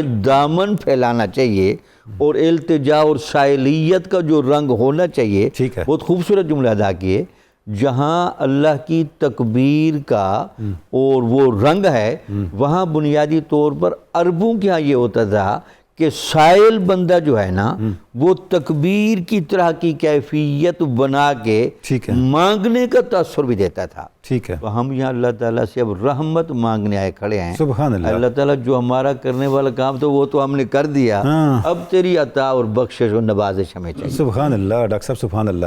یعنی مزدوری کے ٹائم اگر کھڑے رہے ہیں تو انعام کے ٹائم غائب نہ ہوں، غائب نہ ہو۔ کوئی کوتاہی نہ کریں کہ اللہ رب العزت کے انعامات سے دوری ہو جائے۔ ڈاکٹر صاحب جب ہم عید کی اور خطبے کی، ابھی پروفیسر صاحب قبلہ نے بھی بڑی تفصیل پہ اس بڑے ایک جامع انداز سے اس پہ روشنی ڈالی، تو مجھے حضرت علامہ اقبال کا ایک شعر یاد آ رہا ہے کہ عید آزاداں شکوہ ملک دی، کیا بات، عید محکومہ ہجوم مومنین، کہ عید جو ہے مسلمانوں کی وہ تو ان کی شکوہ جو ہے، ان کی جو شان ہے، ان کی جو ہیبت ہے، اس کا اظہار ہے۔ تو یہ جو خطبہ ہے عید کی نماز کے بعد کا، اس خطبے کو جب ہم دیکھتے ہیں تو واقعی ملت اسلامیہ کی جو اجتماعیت ہے اور جو ہمارا ایک ابدی عالمگیر مینیفیسٹو ہے اس کا اظہار ہو رہا ہوتا ہے. تو جو خطبے کی یہ جو پہلو ہے اور ناگزیریت ہے، اس پہ کچھ روشنی ڈالیں آپ. جی حضور والا، یہ 2-3 حوالوں سے ہمیں دیکھنا ہوگا. سب سے پہلے تو یہ ہے کہ اس خطبے کی شرعی حیثیت کیا ہے. ٹھیک ہے. تو جس طرح قملہ پروفیسر صاحب نے ارشاد فرمایا کہ یہ خطبہ واجب ہے، تو ہم اسے واجب اس طرح سمجھیں گے کہ جو لوگ وہاں موجود ہیں اور امام نے خطبہ شروع کر دیا ہے تو اس صورت میں تو انہیں وہیں بیٹھنا چاہیے اور خطبہ سننا واجب ہو جائے گا. ٹھیک ہے. ویسے یہ خطبہ جو ہے نا یہ سنت کی حیثیت رکھتا ہے، اور خطبے کا سننا جو ہے نا یہ مستحب ہے، یعنی پسندیدہ عمل ہے. یعنی یہ خطبہ اس طرح نہیں ہے جس طرح کہ جمعے کی نماز کا خطبہ ہوتا ہے. اس کے بغیر تو نماز ہی نامکمل رہتی ہے. جمعے کا، کیونکہ جمعے میں خطبہ پہلے ہوتا ہے، پھر فرض نماز ادا کی جاتی ہے. یہاں نماز پہلے ہوتی ہے اور پھر خطبہ ہوتا ہے. جیسے ہی نماز مکمل ہوگی تو پھر بغیر دعا کے امام کو چاہیے کہ وہ ممبر پہ تشریف لے جائے اور پھر خطبے کا جو ہے نا وہ آغاز ہو جائے گا. اور یہ حضرت عبداللہ بن عباس اس حدیث مبارکہ کو روایت کرتے ہیں کہ میں نے رسول اکرم کے ساتھ بھی عیدین کی نماز پڑھی، اور حضرت سیدنا صدیق اکبر کے ساتھ، فاروق اعظم کے ساتھ، جناب عثمان کے ساتھ، خلفاء ثلاثہ کے ساتھ میں نے نماز پڑھی ہے. تو وہ پہلے عید کی نماز ہوتی تھی اور بعد میں وہ خطبہ جو ہے نا وہ ارشاد فرمایا کرتے تھے. لہٰذا اس ترتیب کو پیش نظر رکھنا بھی ضروری ہے. باقی اس خطبے میں امام کو کیا کرنا چاہیے، خطبے کا مقصد کیا ہے، جس طرح آپ نے ارشاد فرمایا ہے کہ یہ جمعے کی نماز ہو یا عید کی نماز ہو، یہ ساری نمازیں ہی تو ہماری نظم اجتماعی کی طرف اشارہ کرتی ہیں. ان کا تو مقصد ہی بنیادی طور پہ یہ ہے. تو سب سے پہلے تو اللہ تعالیٰ کی حمد و ثنا ہوگی. اس کے بعد عیدین کے جو خطبے ہیں ان میں تکبیرات کا خاص اہتمام ہوگا. اللہ اکبر، اللہ اکبر، لا الہ الا اللہ واللہ اکبر، اللہ اکبر وللہ الحمد. یہ تکبیر میں بھی حمد و ثنا ہی ہے، اس کے علاوہ اور کچھ نہیں ہے. لیکن بعض فقہاء نے کہا کہ خطبہ شروع کرنے سے پہلے 7 مرتبہ تکبیرات کہیں، پھر جب خطبہ مکمل ہو جائے پہلا ایک خطبہ تو پھر 3 مرتبہ، یعنی ہر خطبے کی ابتدا میں 7 دفعہ، یا ایک روایت میں آتا ہے یعنی فقہاء نے اسے بیان فرمایا کہ 9 مرتبہ اور آخر میں 3 مرتبہ. یعنی زیادہ سے زیادہ جتنا بھی آپ تکبیرات کا اہتمام کر سکتے ہیں اس دن وہ ہونا چاہیے اللہ تعالیٰ کی کبریائی کا. جیسے کہ آپ نے خود ارشاد فرمایا کہ مزدوری کے وقت ہم کھڑے رہے ہیں اور جب انعام لینے کا وقت آئے تو بندہ وہاں موجود ہی نہیں ہے. تو ہمارے ہاں یہی ہوتا ہے کہ آج کی رات کو ہم چاند رات سمجھتے ہیں اور ہم آزاد تو کسی اور نے ہونا تھا، ہم اپنے آپ کو آزاد کر لیتے ہیں اور اس آزادی کی کیفیت میں پھر ہم بھول جاتے ہیں کہ یہ لیلۃ الجائزہ ہے اور کل کا دن یوم الجائزہ ہے. تو یہ تو بہت اہم دن ہے کہ آپ اللہ رب العزت کی بارگاہ میں حاضر ہونا ہے اور اپنا انعام دامن پھیلا کر آپ نے وصول کرنا ہے. تو لہذا خطبے میں اللہ تعالیٰ کی حمد و ثنا ہے، تکبیرات کا اہتمام ہے، اور سب سے اہم بات کوئی بھی خطبہ ہے ہمارے ہاں اس میں تقوی کی تلقین کی جاتی ہے. یا ایھا الذین آمنوا اتقوا اللہ حق تقاتہ ولا تموتن الا وانتم مسلمون. صرف تقوی کی بات نہیں ہے، تقوی کا جو حق بنتا ہے اس طرح انسان کو اپنے رب کی بارگاہ میں جو پیش ہونا ہے. تو لہٰذا عید کے خطبہ میں بھی تقوی کی تلقین ہوگی اور یہ بہت ضروری ہے. عید والے دن یہ یقیناً فرحت کا دن ہے، سرور کا دن ہے، مسرت کا دن ہے، خوشی کا دن ہے، آزادی کا دن ہے، لیکن عیاشی کا دن تو نہیں ہے نا. اللہ رب العزت کی بارگاہ بغاوت کا دن تو نہیں ہے. اور کل ابھی رمضان مکمل ہوا اور رمضان کا مقصد یہ تھا لعلکم تتقون، شاید کہ تم پرہیزگار بن جاؤ. میرا رب بھی جانتا ہے کہ سارے نہیں بنیں گے، اسی لیے فرمایا شاید کہ تم پرہیزگار بن جاؤ. لیکن آج کا دن جو ہے وہ تقوی اپنے شعار کی صورت میں آپ کو اختیار کرنا ہے. تقوی کی تلقین کے بعد پھر ضرورت مندوں کا خیال بھی تو ہمیں کرنا ہے. آپ اس خطبہ میں صدقۃ الفطر کی بات کرنی چاہیے. ویسے تو نماز عید سے پہلے ادا کرنا زیادہ مستحسن ہے، لیکن اگر نہیں ہو سکا تو چلیں عید کی نماز کے فوراً بعد ہی آپ ادا کر لیجئے، تاکہ ضرورت مندوں کا خیال کرنا بھی تو ضروری ہے.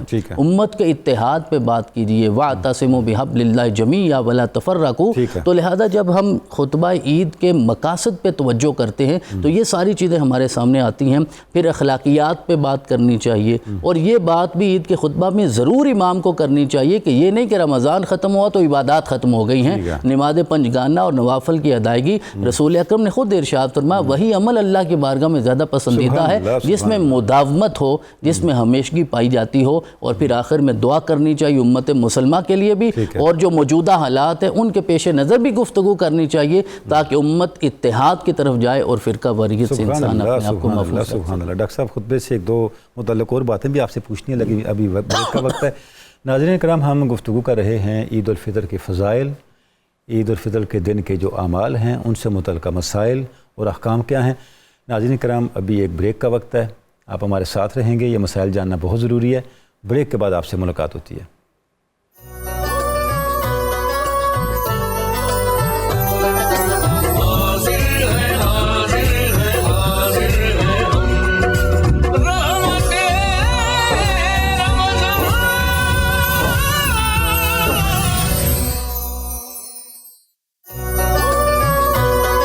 ویلکم بیک ناظرین کرام، 92 نیوز چینل کی سحری ٹرانسمیشن رحمت رمضان میں بار دیگر آپ کو خوش آمدید کہتے ہیں۔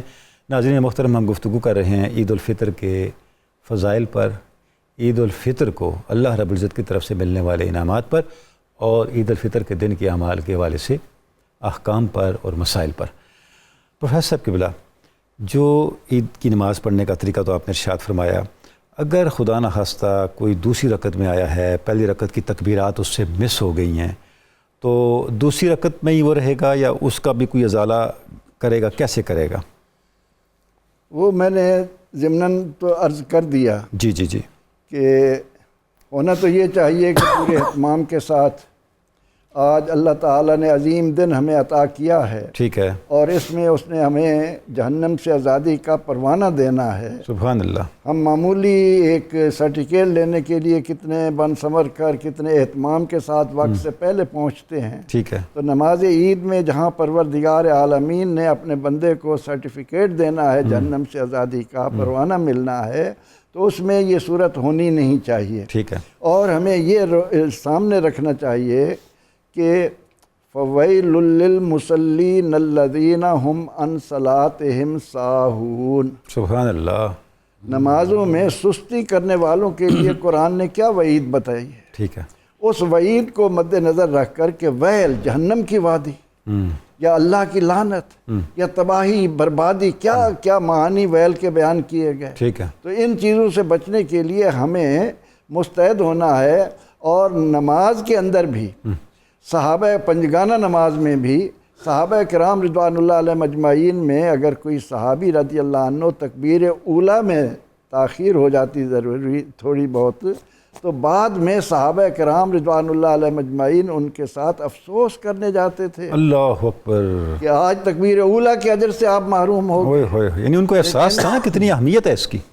اس کی یہی وہ اہمیت ہے جو مسلم امہ کو بلندیوں پر لے جانے کی بنیاد عطا کرتی ہے۔ ٹھیک ہے، اب نماز عید کے لیے چونکہ ایک ہے کہ بھئی ہم نے شامل ہونا ہے، اور اگر اس میں وقت پر نہیں پہنچے اور ہم دوسری رکعت میں آئے، تو ہمیں یہ خیال کرنا چاہیے کہ اگر تکبیر تحریمہ ہم نے کھڑے ہو کر کہی، اس کے بعد اگر ہمیں نظر آئے تو ہم آہستہ 3 تکبیرات کہہ لیں، لیکن نہیں کہیں امام کے ساتھ شامل ہو گئے، ان کے ساتھ اپنی نماز کو پھر ہم نے مکمل کیا، تو وہ ہماری نماز ہو جائے گی، اس میں کسی قسم کی کمی نہیں رہے گی۔ کیونکہ جیسا کہ ہم عرض کر چکے کہ یہ نماز واجب ہے، واجب میں سجدہ سہو ہوتا ہے، اور یہاں پر بھی علماء نے سجدہ سہو سے منع کیا ہے کہ اجتماع ہے بڑا، اس اجتماع کے بڑے ہونے کی بنا پر جب امام سجدہ سہو کرے گا تو خطرہ ہے کہ کہیں مقتدیوں میں چیمے گویاں انتشار کی صورت نہ کر لیں، کیونکہ نماز میں سجدہ سہو ہوتا ہے واجب کے چھوٹنے پر، یا فرض میں تاخیر پر۔ تو اگر ویسی بھی صورت بن رہی ہے تو جب امام نے سجدہ سہو نہیں کیا تو ہمارا سجدہ سہو نہیں کرنا، ہم اس طرح اپنی نماز کو مکمل کر لیں گے، اور اس کے بعد امام کے ساتھ دعا میں شامل ہوں گے الہا و زاری کے ساتھ، اور وہ کیفیت پیدا کرتے ہوئے کہ امام حضرت عبد القادر جیلانی رحمۃ اللہ علیہ کی خدمت میں عید سے پہلے کچھ لڑکے آئے، نوجوانوں نے کہا کہ جی عید کا دن آ رہا ہے تو ہمیں کوئی عید کا قطعہ لکھ کر دیں۔ تو آپ فارسی نسل تھے تو آپ نے فارسی میں ایک قطعہ لکھا، فرماتے ہیں شنیدم، یا جگہ کئی جگہ آیا خلق می گوید کہ فردہ روز عید است، خوشی در روح ہر مومن پدید است، سبحان اللہ، تراں روزے کے با ایمان بمیرم، مرا در ملک خود آن روز عید۔ سبحان اللہ، سبحان اللہ۔ حضور غوث پاک 11ویں والے جن کو اللہ نے اتنی عظمتیں دی ہیں، کیا فرما رہے ہیں کہ مخلوق کہہ رہی ہے کل عید ہے، ٹھیک ہے، جس کو دیکھو خوش ہو رہا ہے، جشن کی صورت ہے، لباس اچھا لے رہا ہے، کھانے پینے کا اہتمام کر رہا ہے، لیکن فرماتے ہیں کہ وہ دن جس دن میں اس دنیا سے ایمان کی نعمت لے کر جاؤں گا، میرے لیے وہ دن عید کا ہو، عید کا دن ہے، حقیقی معنوں میں۔ اس لیے آپ نے یہ بھی فرمایا کہ لیس العید لمن لبس الجدید اللہ اکبر، بل العید لمن خاف الوعید۔ ہائے ہائے ہائے، عید اس کی نہیں جس نے نیا لباس پہن لیا ہے، حقیقی معنی میں تو عید اس کی ہے جو وعدے کے دن اللہ کے حضور کھڑے ہونے سے ڈر گیا، سبحان اس کو اللہ، اس بات کا احساس آ گیا۔ سبحان تو یہ اللہ، نماز عید کے اجتماعات اہل ایمان کے لیے اللہ تعالیٰ کے جو انعامات لے کر آتے ہیں، ان سے بھرپور فائدہ اٹھانے کے لیے ہمیں امام سے پہلے وہاں موجود ہونا چاہیے۔ امام آئے، ہم اس کے استقبال کے لیے پہلے موجود ہوں۔ یہ نہیں ہے کہ امام صاحب آ گئے ہیں، تقریر اور اعلان کر رہے ہیں جی نماز ٹائم ہو گیا، جب پوچھو، دیکھیں گے کہ اب تقریر مولوی صاحب ختم کر لیں، ہم بھاگ کر ان کے ساتھ نماز میں شامل ہو جائیں، ہم نے فریضہ ادا کر لیا، ٹھیک ہے، تو یہ پنجابی میں سر تو سٹ لڑن والی گل ہے، ایمان والی گل نہیں۔ صحیح بات ہے، ایمان محبت کا- والی بات نہیں ایمان ہے، کا تقاضا یہ ہے، جس طرح ہم لباس پہنتے ہیں کہ اللہ کو پسند ہے کہ خذوا زینتکم عند کل مسجد، ہر نماز کے وقت بن سنور کر جاؤ، ٹھیک ہے، یہ تصور کر کے جاؤ کہ ہم کس کے حضور حاضری کے لیے جا رہے ہیں۔ ٹھیک ہے، یہاں وزیر اعظم کو ملنا ہو، گورنر کو ملنا ہو، کمشنر کو ملنا ہو، آئی جی کو ملنا ہو، دیکھتے ہیں کہ لباس ایسا پہنے، ٹھیک ہے، وہاں تو ہم خالق کائنات سے ملنے جا رہے ہیں۔ تو اس لیے ان چیزوں کا خیال کرتے ہوئے جائیں تاکہ ہمارے لیے یہ مسئلہ ہی پیدا نہ ہو کہ ہم لیٹ آئے ہیں، ہم دوسری رکعت میں شامل ہوئے ہیں، ہماری پہلی رکعت کی تکبیریں رہ گئیں، ٹھیک تو ہو اب ہم گیا، کیا کریں گے؟ ٹھیک ہو تو گیا، وہ تو ہو جائے گی، لیکن اپنے آپ پر بھی ہمیں غور کرنا سبحان چاہیے اللہ، کہ ہم نے اپنے آپ کو رمضان کے بندگی کا مہینے حق میں کتنا ان ادا کیا حسنات کو سمیٹنے کے لیے کیا اہتمام۔ سبحان اللہ، سبحان اللہ۔ ڈاکٹر شبیر احمد جامی صاحب، مردوں نے تو عید کی نماز ادا کرنی ہے مسجد میں جماعت کے ساتھ، خواتین کے لیے کیا صورت ہوتی ہے نماز عید کے حوالے سے؟ تھوڑی اس پہ رہنمائی فرما دیں۔ نماز عید کے حوالے سے عورتوں کو پڑھنے کی اجازت ہے، اگر عید گاہ میں ایک الگ نظام بھی بنایا جائے اچھا، اور ان کی اختلاط کی صورت نہ ہو، یعنی عیدگاہ میں بھی جا سکتی ہیں اگر یہ تقاضے پورے ہوں تو؟ تقاضے پورے کیے جائیں، ٹھیک ہے، ورنہ وہ انما الاعمال بالنیات کے تحت یہ بات بھی شامل ہے، اگر ایسا ماحول نہیں بن سکتا ٹھیک ہے، تو جب تک عید کی نماز کی آواز آتی رہے اور وہ گھر میں بیٹھ کر تسبیح اور تحلیل ادا کرتی رہے، ٹھیک ہے، تو اللہ تعالیٰ کے فضل و کرم سے ان کے اس عمل پر ٹھیک ہے، ایسا نہ ہو کہ جب عید کی ادھر نماز ہو رہی ہے تو ادھر گھر میں کھانے پکانے کی چیزیں یا دیگر مشغولیت میں نہ رہیں، ٹھیک ہے، کم از کم وہ وقت جو ایک تناسب معلوم ہوتا ہے ٹھیک ہے، تو گھر میں بیٹھ کر مصلے پر تسبیح تحلیل نوافل پڑھتی رہیں۔ آپ بہت زیادہ وقت کے لیے نہ بتائیں، نماز عید پڑھ کے آ کے گھر میں کچھ کھانا پینا بھی ہے۔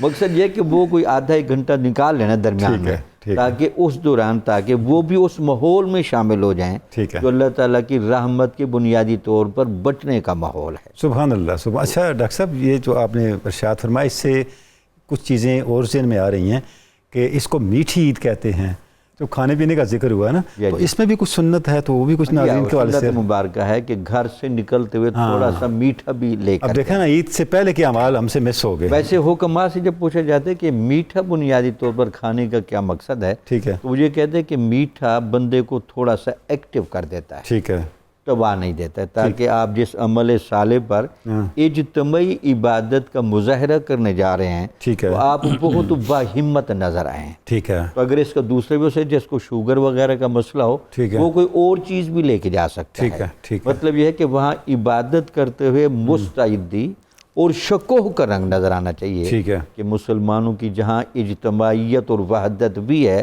وہاں روب و دبدبے کا رنگ بھی ہے۔ ٹھیک ہو گیا، اگر ایسا لوگوں کو محسوس ہو کہ نہیں عید گاہ میں عید ہو رہی ہے اور الگ عورتوں کا اہتمام کیا گیا اور وہ حفاظت کے ساتھ پڑھ لی ہیں، ٹھیک ہے، یہ تو بہت بہتر ہے۔ ٹھیک ہے، اگر ایسا نہیں تو لگنا یہ چاہیے کہ گھر میں بھی عید کا ماحول ہے اور باہر بھی عید کا ماحول ٹھیک ہے، ہے، تاکہ اللہ تعالیٰ کی رحمت کے برسنے کے امکانات زیادہ سے زیادہ۔ سبحان اللہ، سبحان اللہ۔ ڈاکٹر صاحب، ڈاکٹر بخاری صاحب، اور عید کے دن کے حوالے سے مسنون اعمال کچھ آپ ارشاد فرما دیں ناظرین کی آگاہی کے لیے۔ جی قبلہ تنولی صاحب، نبی اکرم علیہ تحیۃ والثناء کی ذات مبارکہ ہمارے لیے بہترین نمونہ ہے۔ سبحان اللہ، آقا کریم نے اس دن جو اعمال فرمائے وہی یقیناً مسنون اعمال ہیں۔ تو نبی اکرم علیہ تحیۃ والثناء کی حیات طیبہ سے ہمیں پتہ چلتا ہے کہ اس دن نماز فجر کی پابندی، جس طرح کہ قبلہ پروفیسر صاحب نے اشارہ فرمایا کہ یہ تو نہیں ہے کہ آج عید کا دن ہے تو نماز سے چھٹی ہو گئی، ٹھیک ہے، تو نماز فجر کی پابندی، اور آقا کریم نماز فجر کے بعد بھی صحابہ اکرام کو خطبہ ارشاد فرمایا کرتے تھے اور عید کی نماز کی تلقین فرماتے تھے۔ عید کے دن، عید کے دن اچھا، فجر کی نماز کے بعد یعنی عید کے دن نماز فجر کے بعد بھی خصوصی تلقین فرماتے ہیں خصوصی کہ آج تلقین، ایک خاص دن ہے اور یہ اہتمامات تاکہ کریں۔ یہ حالات ہی پیدا نہ ہوں کہ عید کی نماز رہ گئی ہے تو اب کرنا کیا ہے، ٹھیک ہو گیا۔ تاکہ سارے پہنچ جائیں۔ اور ایک بات میں ضمناً عرض کروں گا کہ جس طرح قبلہ نے ارشاد فرمایا اس دن میٹھا کھانا، اور پھر آپ نے شوگر والوں کو حکم فرما دیا کہ نہیں کھانا، تو آپ نے ابتداً خود فرمایا کہ تھوڑا سا کھانا چاہیے، تو تھوڑا سا کھانے سے کوئی مسئلہ نہیں ہے۔ ٹھیک ہے، تو فرحت اور خوشی تو یہی ہے نا کہ اس دن منہ میٹھا کرنا چاہیے، یہ ہمارے شعار میں سے ہے۔ تو عید کا دن جو ہے نا مجموعی طور پہ اگر ہم دیکھیں تو وہ عبادت، شکر گزاری اور خوشی، ان سب کے حسین امتزاج کا نام ہے۔ ٹھیک ہو گیا۔ عید کے دن یہ نہیں کہ آپ عبادت بھول جائیں اور اللہ رب العزت کی بارگاہ میں شکر ادا کرنا بھول جائیں اور صرف خوشی میں آپ اتنے مست ہو جائیں، تو ایسا نہیں ہے۔ یہ امتزاج ہے ان ساری چیزوں کا کہ عبادت بھی ہونی چاہیے، شکر گزاری بھی ہے اور خوشی کا اظہار بھی ہونا چاہیے۔ تو نماز فجر کی پابندی کے بعد نبی اکرم علیہ تحیۃ والثناء کے معمولات سے ہمیں یہ پتہ چلتا ہے کہ آقا کریم غسل فرماتے اور کافی حد تک آقا کریم یہ کوشش فرماتے کہ میں نیا لباس پہنوں، نہیں تو خوبصورت اور دھلا ہوا لباس تو ضرور ہونا چاہیے۔ حضرت عبداللہ بن عباس رضی اللہ تعالیٰ عنہما آپ روایت کرتے ہیں کہ آقا کریم عید والے دن جو ہے وہ سرخ دھاری دار لباس جو ہے نا وہ زیب تن فرمایا کرتے تھے۔ سبحان اللہ، یہ آقا کریم کی سنت سے ہے۔ تو اس عمل سے بھی یہ پتہ چلتا ہے کہ وہ خوشی کے اظہار کا دن ہے، تو آپ کو غسل بھی کم از کم عید والے دن ضرور کر لینا چاہیے اور نیا اور اچھا لباس بھی ضرور پہننا چاہیے۔ سبحان اللہ۔ اس کے بعد آقا کریم کے معمولات میں سے ہے کہ آپ خوشبو کو بہت پسند فرمایا کرتے تھے۔ ٹھیک ہے، حالانکہ آپ سر تا پا خود خوشبو بن کے آئے ہیں، اور کستوری سے زیادہ تو آپ کے پسینے کی مہک ہے، تو آپ کے وجود پاک کا عالم کیا ہوگا۔ لیکن پھر بھی خارجی خوشبو کو بھی آقا پسند فرماتے تھے، اور وہ ہمارے لیے سنت قرار پائی ہے تاکہ ہم بھی خوشبو لگائیں اور معطر کر کے اپنے آپ کو مسجد میں آئیں یا عیدگاہ میں آئیں، تاکہ دوسرے لوگ کسی قسم کی بھی کراہت کا شکار نہ ہو سکے۔ اس کے بعد نبی اکرم کے معمولات میں یہ آتا ہے کہ آپ جب عید کے لیے نکلا کرتے تھے تو آپ صدقہ فطر پہلے ادا فرما دیتے تھے۔ یہ حضرت عبداللہ بن عمر روایت کرتے ہیں کہ رسول اکرم نے اسے افضل قرار دیا ہے کہ صدقہ فطر پہلے ادا کرنا چاہیے، تاکہ جو نادار ہیں، غریب ہیں، مسکین ہیں، بے سہارا لوگ ہیں، وہ بھی عید کی خوشیوں میں شامل ہو سکیں۔ جہاں سے ہم نے ابتدا کی تھی کہ عید میں جو لغوی معنی یا فطری معنی پایا جاتا ہے وہ خوشی اور مسرت کا ہے، تو جو لوگ ظاہری طور پہ ان چیزوں کو افورڈ نہیں کر سکتے، ہمیں انہیں بھی ان خوشیوں میں اپنے ساتھ شامل کرنا چاہیے، اور آقا کریم علیہ تحیۃ والثناء کی یہی سنت۔ اور ایک بہت اہم سنت ہے اور اس دن کا مسنون عمل ہے کہ آقا کریم عید کی نماز کے لیے آتے تھے تو رستہ اور ہوتا تھا، اور جب آقا واپس جاتے تھے تو رستہ بدل لیا کرتے تھے، تاکہ ایک رستے سے جب آقا آئیں گے تو وہاں بھی لوگوں سے ملاقات ہوگی، انہیں بھی سلامتیاں نصیب ہوں گی، دوسرے رستے سے جائیں گے تو وہاں سے بھی سلامتی نصیب ہوگی۔ اسی دوران وہ مشہور واقعہ پیش آیا کہ آقا کریم جا رہے تھے اور ایک بچہ جو یتیم ہے وہ عید والے دن بھی پریشان تھا، آقا کریم نے سوال فرمایا تو اس نے کہا میرا باپ تو شہید ہو گیا ہے، ماں بھی نہیں ہے، کپڑے کس نے مجھے لے کر دینے ہیں، میری خوشی کا سامان کرنے والا نہیں ہے۔ تو آقا کریم نے اس کے سر پہ ہاتھ رکھا تو آپ نے ارشاد فرمایا تم اس بات پہ راضی نہیں ہو کہ محمد رسول اللہ تمہارے باپ ہو جائیں، عائشہ تیری ماں ہو جائے، فاطمہ تیری بہن ہو جائے، حسن و حسین تیرے بھائی ہو جائیں۔ بعض لوگ اس روایت میں تنقید کرتے ہیں، نقد کرتے ہیں کہ شاید یہ کسی ذخیرہ حدیث میں موجود نہیں ہے، لیکن قاضی عیاض نے اپنی شفا میں اس کا ذکر کیا ہے، اور درایتاً یہ واقعہ درست ہے۔ آقا تو آئے ہی بے سہارا لوگوں کو سہارا دینے کے لیے تھے، یتیموں کے سر پہ ہاتھ رکھنے کے لیے تھے، اور سب سے بڑھ کر یہ ہے کہ جب عید کی نماز ہو جائے تو ایک دوسرے کو گلے لگائیے، مصافحہ کیجئے، معانقہ کیجئے، اور صحابہ اکرام بھی ایک دوسرے کو مبارک دیتے تھے تو ہمیں بھی ایک دوسرے کو مبارک۔ سبحان اللہ، سبحان اللہ۔ پروفیسر صاحب بڑا پیارا واقعہ بخاری صاحب نے ارشاد فرما دیا کہ آپ صلی اللہ علیہ وسلم نے کس طرح یتیموں کے سر پہ ہاتھ رکھا۔ یہ ارشاد فرمائے کہ عید کے دن جو ہمارا سماجی اعمال ہیں وہ اس والے سے بھی کچھ رہنمائی فرما دیں۔ اسلام کا دنیا انسانیت پر یہ احسان ہے کہ اس کا ایک ایک عمل انسانیت کو نکھارنے کے لیے، اسے مصفح کرنے کے لیے، اسے شان اور رفعت عطا کرنے کے لیے ہے۔ ٹھیک ہے۔ پیغمبر رحمت صلی اللہ علیہ وسلم سے بڑھ کر اللہ کے اس کنبے کا کوئی ہمدرد نہیں ہے۔ ٹھیک ہے۔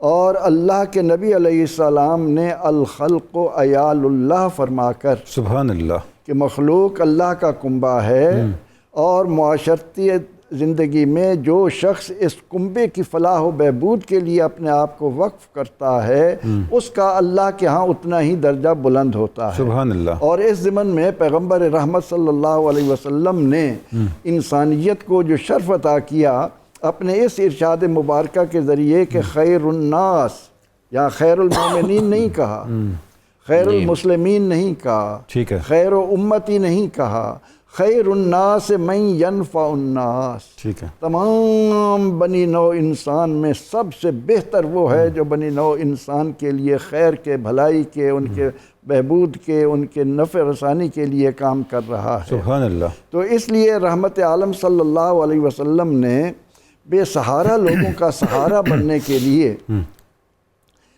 ابھی آپ نے نبوت کا اعلان نہیں کیا، اور سیدنا ابو طالب آپ کے لیے کیا فرما رہے ہیں کہ وَأَبْيَضْ يُسْتَسْقَى الْمَاءُ بِوَجْهِهِ سِمَالُ الْيَتَامَى عِصْمَةٌ لِلْأَرَامِلِ۔ سبحان اللہ۔ اور جب آپ غار حرا سے آتے ہیں اور زملونی مجھے کمبل دو فرماتے ہیں، تو اس موقع پر سیدہ خدیجہ الکبریٰ سلام اللہ علیہا اس انسانیت کے سب سے نفع رساں سید اولاد آدم، سبحان اللہ، مرتبہ مقام میں بھی سب سے آگے، اور خدمت خلق میں بھی آپ کا کوئی مثال نہیں، کوئی نظیر نہیں ہے۔ تو آپ صلی اللہ علیہ وسلم تو اعلان نبوت سے قبل دنیا کو یہ اسوہ دے رہے تھے کہ اپنے ارد گرد ضرورت مندوں کو دیکھو، ان کے یتیموں کے سر پر ہاتھ رکھنے سے متعلق سرور دو جہاں صلی اللہ علیہ وسلم کی جو تعلیمات ہیں ان میں یہ ہے کہ اس صفحہ ارضی پر سب سے بہترین گھر وہ ہے جس میں کوئی یتیم پل رہا ہے۔ سبحان اللہ، سبحان اللہ۔ پھر آپ نے ایک موقع پر اپنی دو مبارک انگلیوں کو ملا کر، اشارہ کرنے کی جرت نہیں کرتے ہم، کوئی چیز نبی علیہ السلام کے ساتھ ہماری مثل ہو ہی نہیں سکتی، آپ نے دو انگلیوں کو جوڑ کر، انگلیوں کو ملا کر فرمایا کہ یتیم کی کفالت کرنے والا، یتیم کو دیکھ بھال کرنے والا، یتیم کے متعلق اپنے آپ کو مصروف رکھنے والا قیامت کے دن میرے ساتھ اس طرح ہوگا جس طرح ہاتھ کی یہ دو انگلیاں جڑی ہوئی ہیں۔ سبحان اللہ۔ اس لیے عید پر آئے ہوئے اس اجتماع کے اندر یہی تو ایک خوبی ہونی چاہیے کہ ہم آپس میں کس طرح مل رہے ہیں، اپنی معاشرتی زندگی میں ایک دوسرے کے دکھ درد میں کتنا شریک ہوتے ہیں، ایک دوسرے کا کتنا خیال رکھتے ہیں۔ انسانیت کے فوائد ہی عید کا اجتماع۔ سبحان اللہ، سبحان اللہ۔ ڈاکٹر شبیر جامی صاحب، عید کے دن کے جو ہمارے سوشل پریکٹسز ہیں، معمولات ہیں، اچھا ہمارے ہاں یہ بھی ایک کلچر ہے کہ عید کے دن کا آغاز ہوتا ہے، صبح سویرے اٹھتے ہیں، نماز کی ادائیگی کے بعد اپنے آباء و اجداد کی قبروں پہ جاتے ہیں، فاتحہ کرتے ہیں، ان کو ایصال ثواب کرتے ہیں، اور جتنے لوگ بھی دیہاتوں میں، میں خود دیہات سے ہوں، باہر سے آئے ہوتے ہیں لوگ، شہروں سے آئے ہوتے ہیں عید منانے کے لیے، تو وہ اپنا ایک لازمی فریضہ سمجھتے ہیں کہ پہلے اپنے والدین اجداد کے پاس حاضر ہونا ہے۔ تو اس پریکٹس کے حوالے سے آپ کیا کہتے ہیں، اور اس طرح کے اور کچھ اعمال جو ہمیں مزید سوشلی جو ہے آپس میں مربوط کریں؟ بسم اللہ الرحمن الرحیم۔ جب عید کو مسلمانوں کا بڑا اجتماع کہہ دیا گیا اور ماہ رمضان کی تکمیل کے موقع پر حصول انعام کا موقع قرار دے دیا گیا، ٹھیک ہے، تو لگتا یہ ہے کہ ہمارے ہاں کچھ روایات عرف کی بنیاد پر بھی متداول ہوتی ہیں، ٹھیک ہے، کیونکہ نصوص میں اس کی گنجائش اور اجازت ہوتی ہے۔ ٹھیک ہے۔ اب اللہ تعالیٰ نے انسان کو عقل و شعور والا بنایا ہے، اگر اللہ تعالیٰ ہر حکم ہی نازل کرنا شروع کر دیتا تو پھر قرآن اتنا نہ ہوتا، یہ کئی جلدوں میں ہوتا۔ ٹھیک ہے۔ اس لیے انسانی عقل و شعور کو بھی عرف کی بنیاد پر نصوص کی تائید میں اگر کچھ چیزیں وہ رواج پا جاتی ہیں تو اس کی اجازت ہوتی ہے۔ ٹھیک ہے۔ تو چونکہ رحمت کا دن ہے، برکت کا دن ہے، اور رحمت و برکت کے دن پر سب سے زیادہ والدین اور گھر والے یاد رہنے چاہیے۔ سبحان تو اللہ۔ لہٰذا یہ جو روایت شروع ہوتی ہے کہ عید پڑھنے کے بعد پہلے اپنے والدین کے قدموں میں جا کر کھڑے ہونا، اور اصال ثواب کرتے ہوئے اپنے روزے، تراویحاں، تلاوتیں، نوافل ان کو بھی ساتھ ملا وہ اصال ثواب کرنا، تاکہ ان کو بھی روحانی طور پر ایک فرحت محسوس ہو. بھئی یہ عید زمین کے اوپر نہیں ہو رہی، یہ زمین کے نیچے بھی وہ سما پیدا ہو رہا ہے. یہ روایت بہت اچھی ہے، سبحان اللہ. اس پر اگر ہم کاربند ہیں تو اس کو بہتر سمجھا جا سکتا ہے. سبحان اللہ. دوسرے اس میں جو سب سے خوبصورت بات ہے نا، جی جی، ناراض مسلمانوں کو ضرور منانا چاہیے. راضی کرنا ہمارے ہاں یہ تو کلچر ہوتا ہے کہ جب فوتگی ہو جائے تو پھر تو ہر کوئی پہنچا ہوتا ہے جس کی وجہ سے نزا آتی. اب وہ چونکہ چلا گیا، ان کے بچوں سے بھی ہم ذرا ہمدردی کرتے ہیں، رشتہ داروں سے. ہونا یہ چاہیے کہ انسان دنیا میں رہتے ہیں، اسی وقت فکر رنجی ہو جاتی ہے، مسائل ہو جاتے ہیں، ان کو ہمیشہ منانا چاہیے. غلطی ان کی ہی کیوں نہ ہو تب بھی بڑھ کر گلے سے لگانا چاہیے. یہاں ایک روایت چند جملوں میں، حضور نبی اکرم صلی اللہ علیہ وسلم کے سامنے صحابہ بیٹھے تھے. ایک انصاری صحابہ وضو کی حالت میں تشریف لائے، وہ حاضر ہوئے تو حضور نبی اکرم صلی اللہ علیہ وسلم نے اشارہ فرمایا کہ ان کو آگے بھیجیں. پھر آگے بیٹھنے لگے تو پھر اشارہ فرمایا کہ نہیں آگے. جب وہ بالکل آگے تو حضور نبی اکرم صلی اللہ علیہ وسلم نے گالوں پر ہاتھ رکھ کر ماتھے پر بوسہ دیا. جب تحقیق کی بنیاد پر پتہ چلایا گیا تو سب نے کہا جی اس بندے کی سب سے بڑی خوبی یہ ہے کسی بندے کے ساتھ شکر رنجی پیدا ہی نہیں ہونے دیا. سبحان اللہ، سبحان اللہ. یہ وہ عمل تھا جو ہمیں اپنانا چاہیے عید کے موقع پر، تاکہ ہم ظاہری ایک دوسرے کو مبارکباد نہ دیں، ہمارے دل و روح بھی مبارکباد دیتے رہیں. ڈاکٹر بخاری صاحب یہ جو انہوں نے بات کی ماشاءاللہ، تو اس کا مطلب یہ ہوا، اس پہ ذرا مختصراً ارشاد فرما دیں کہ یہ جو آپ صلی اللہ علیہ وسلم کی سنت مبارکہ ہے، جاتے ہوئے اور راستہ، واپسی پہ اور راستہ، اس کا بھی یہی مطلب ہوا کہ ہمارا میکسیمم انٹریکشن رہے سوسائٹی کے ساتھ، اور کہیں کوئی پرانا تعلق جو ہے کبھی رابطہ ہی نہیں ہوا تو اس طریقے سے وہ رابطے بھی تازہ ہو جائیں اور ہم ایک اچھے انداز سے سوسائٹی میں آگے چلیں. قبلہ ایسا ہے نا کہ نبی اکرم صلی اللہ علیہ وسلم کا تو وجود ہی خیر ہے. آقا جہاں سے گزرتے تھے تو وہاں تو فرشتے بھی درود و سلام بھیجتے تھے. لیکن ہمارے لیے تعلیم یہ ہے کہ رستہ بدل کے آئیں اور تکبیرات زیادہ سے زیادہ اس دن پڑھنی ہے. تو جہاں جہاں اللہ کا ذکر ہوگا، حمد و ثنا ہوگی، کبریائی کا تذکرہ ہوگا، وہاں اللہ کی رحمتوں کا نزول ہوگا. تو آپ کو نہ صرف اپنے خون کے رشتہ داروں کا خیال کرنا ہے، دیگر دوست و احباب کو بھی ملنا چاہیے اور جہاں ناراضگی اسے ختم کرنا چاہیے. اور جو بہت اہم بات ہے وہ یہ ہے کہ یہ انتظار نہیں کرنا چاہیے کہ جس کی غلطی ہے وہ آئے اور اگر معافی مانگے تو میں معاف کروں، بلکہ آپ پیش قدمی کیجئے، آپ آگے بڑھیے اور آپ جا کے معافی کا مطالبہ کیجئے. اور نبی اکرم کی حدیث کا یہ جملہ آقا نے ارشاد فرمایا، آج اگر تم سر جھکاتے ہو، کسی نے غلطی کیوں نہ کی اور تم جا کے معافی مانگتے ہو، وہ سر جھکانے سے اگر دنیاوی طور پہ تمہاری کوئی عزت کم ہو گئی نا تو میں محمد رسول اللہ قیامت والے دن تمہاری عزت پوری کر دوں گا. تو لہٰذا ہمیں عید کا دن جو ہے وہ تکبر یا کبر کے ساتھ نہیں، غرور کے ساتھ نہیں، سر جھکا کے گزارنا چاہیے اللہ کی بارگاہ میں بھی، اللہ کے بندوں کے سامنے. سبحان اللہ، ماشاءاللہ ڈاکٹر صاحب، عید کا دن اللہ کی عظمت کا دن ہے، کبریائی کا دن ہے، ہماری عاجزی کا دن ہے. سبحان اللہ. ناظرین کرام، عید الفطر کی فضیلتوں پر، برکتوں پر اور اس سے متعلقہ مسائل اور احکام پر بات ہو رہی ہے. ابھی ایک بریک کا وقت ہے، ہم بریک لیں گے، آپ ہمارے ساتھ رہیں گے. بریک کے بعد آپ سے پھر ملاقات ہوتی ہے.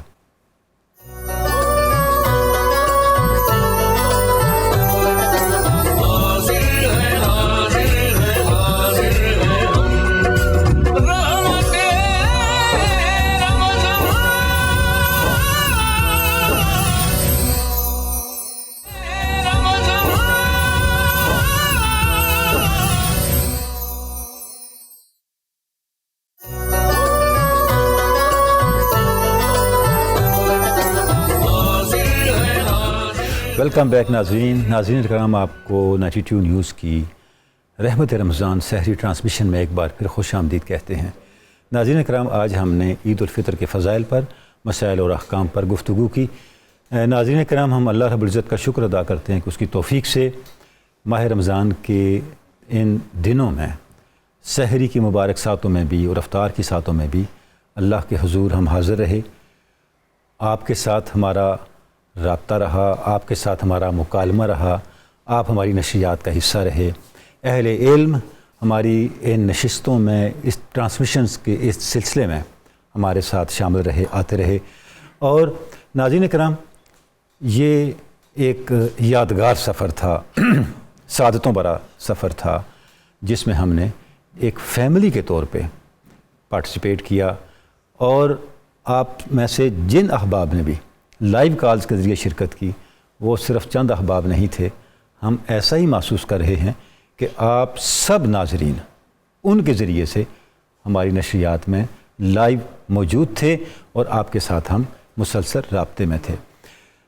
اگر اللہ رب العزت نے چاہا 30واں روزہ ہوا تو ایک بار پھر بھی آپ سے ملاقات ہوگی، ورنہ پھر آج کی نشریات جو ہماری سحری کی نشریات ہیں یہ ایک لحاظ سے رمضان مبارک کی آخری سحری کی نشریات ہوں گی.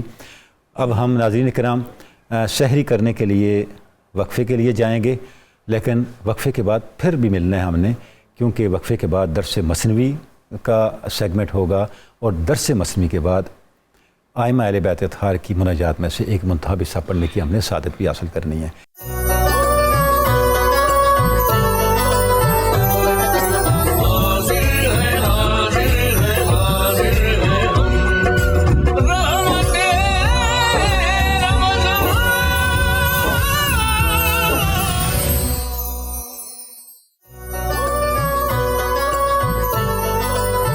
ویلکم بیک ناظرین کرام. 92 نیوز کی خصوصی سحری ٹرانسمیشن رحمت رمضان میں آپ کو بار دیگر خوش آمدید کہتے ہیں.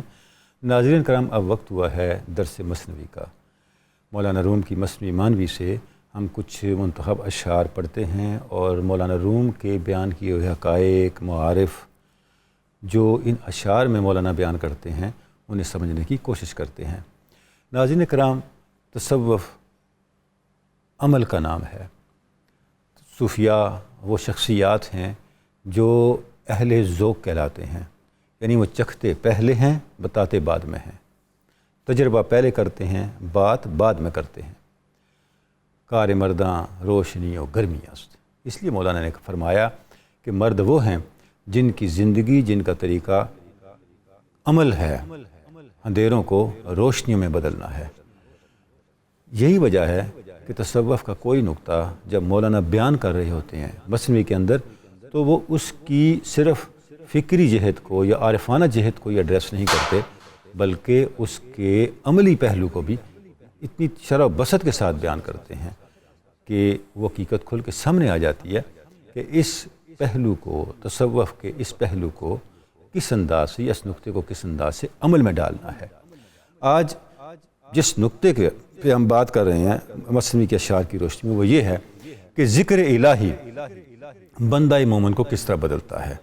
اللہ کا ذکر صرف زبان سے ذکر کرنا نہیں ہے، صرف یاد کرتے رہنے کا ہی نام نہیں ہے، بلکہ یہ ایک ایسا عمل ہے جو قرب الہی تک پہنچاتا ہے اور پھر انسان کی شخصیت کو بالکل تبدیل کر دیتا ہے.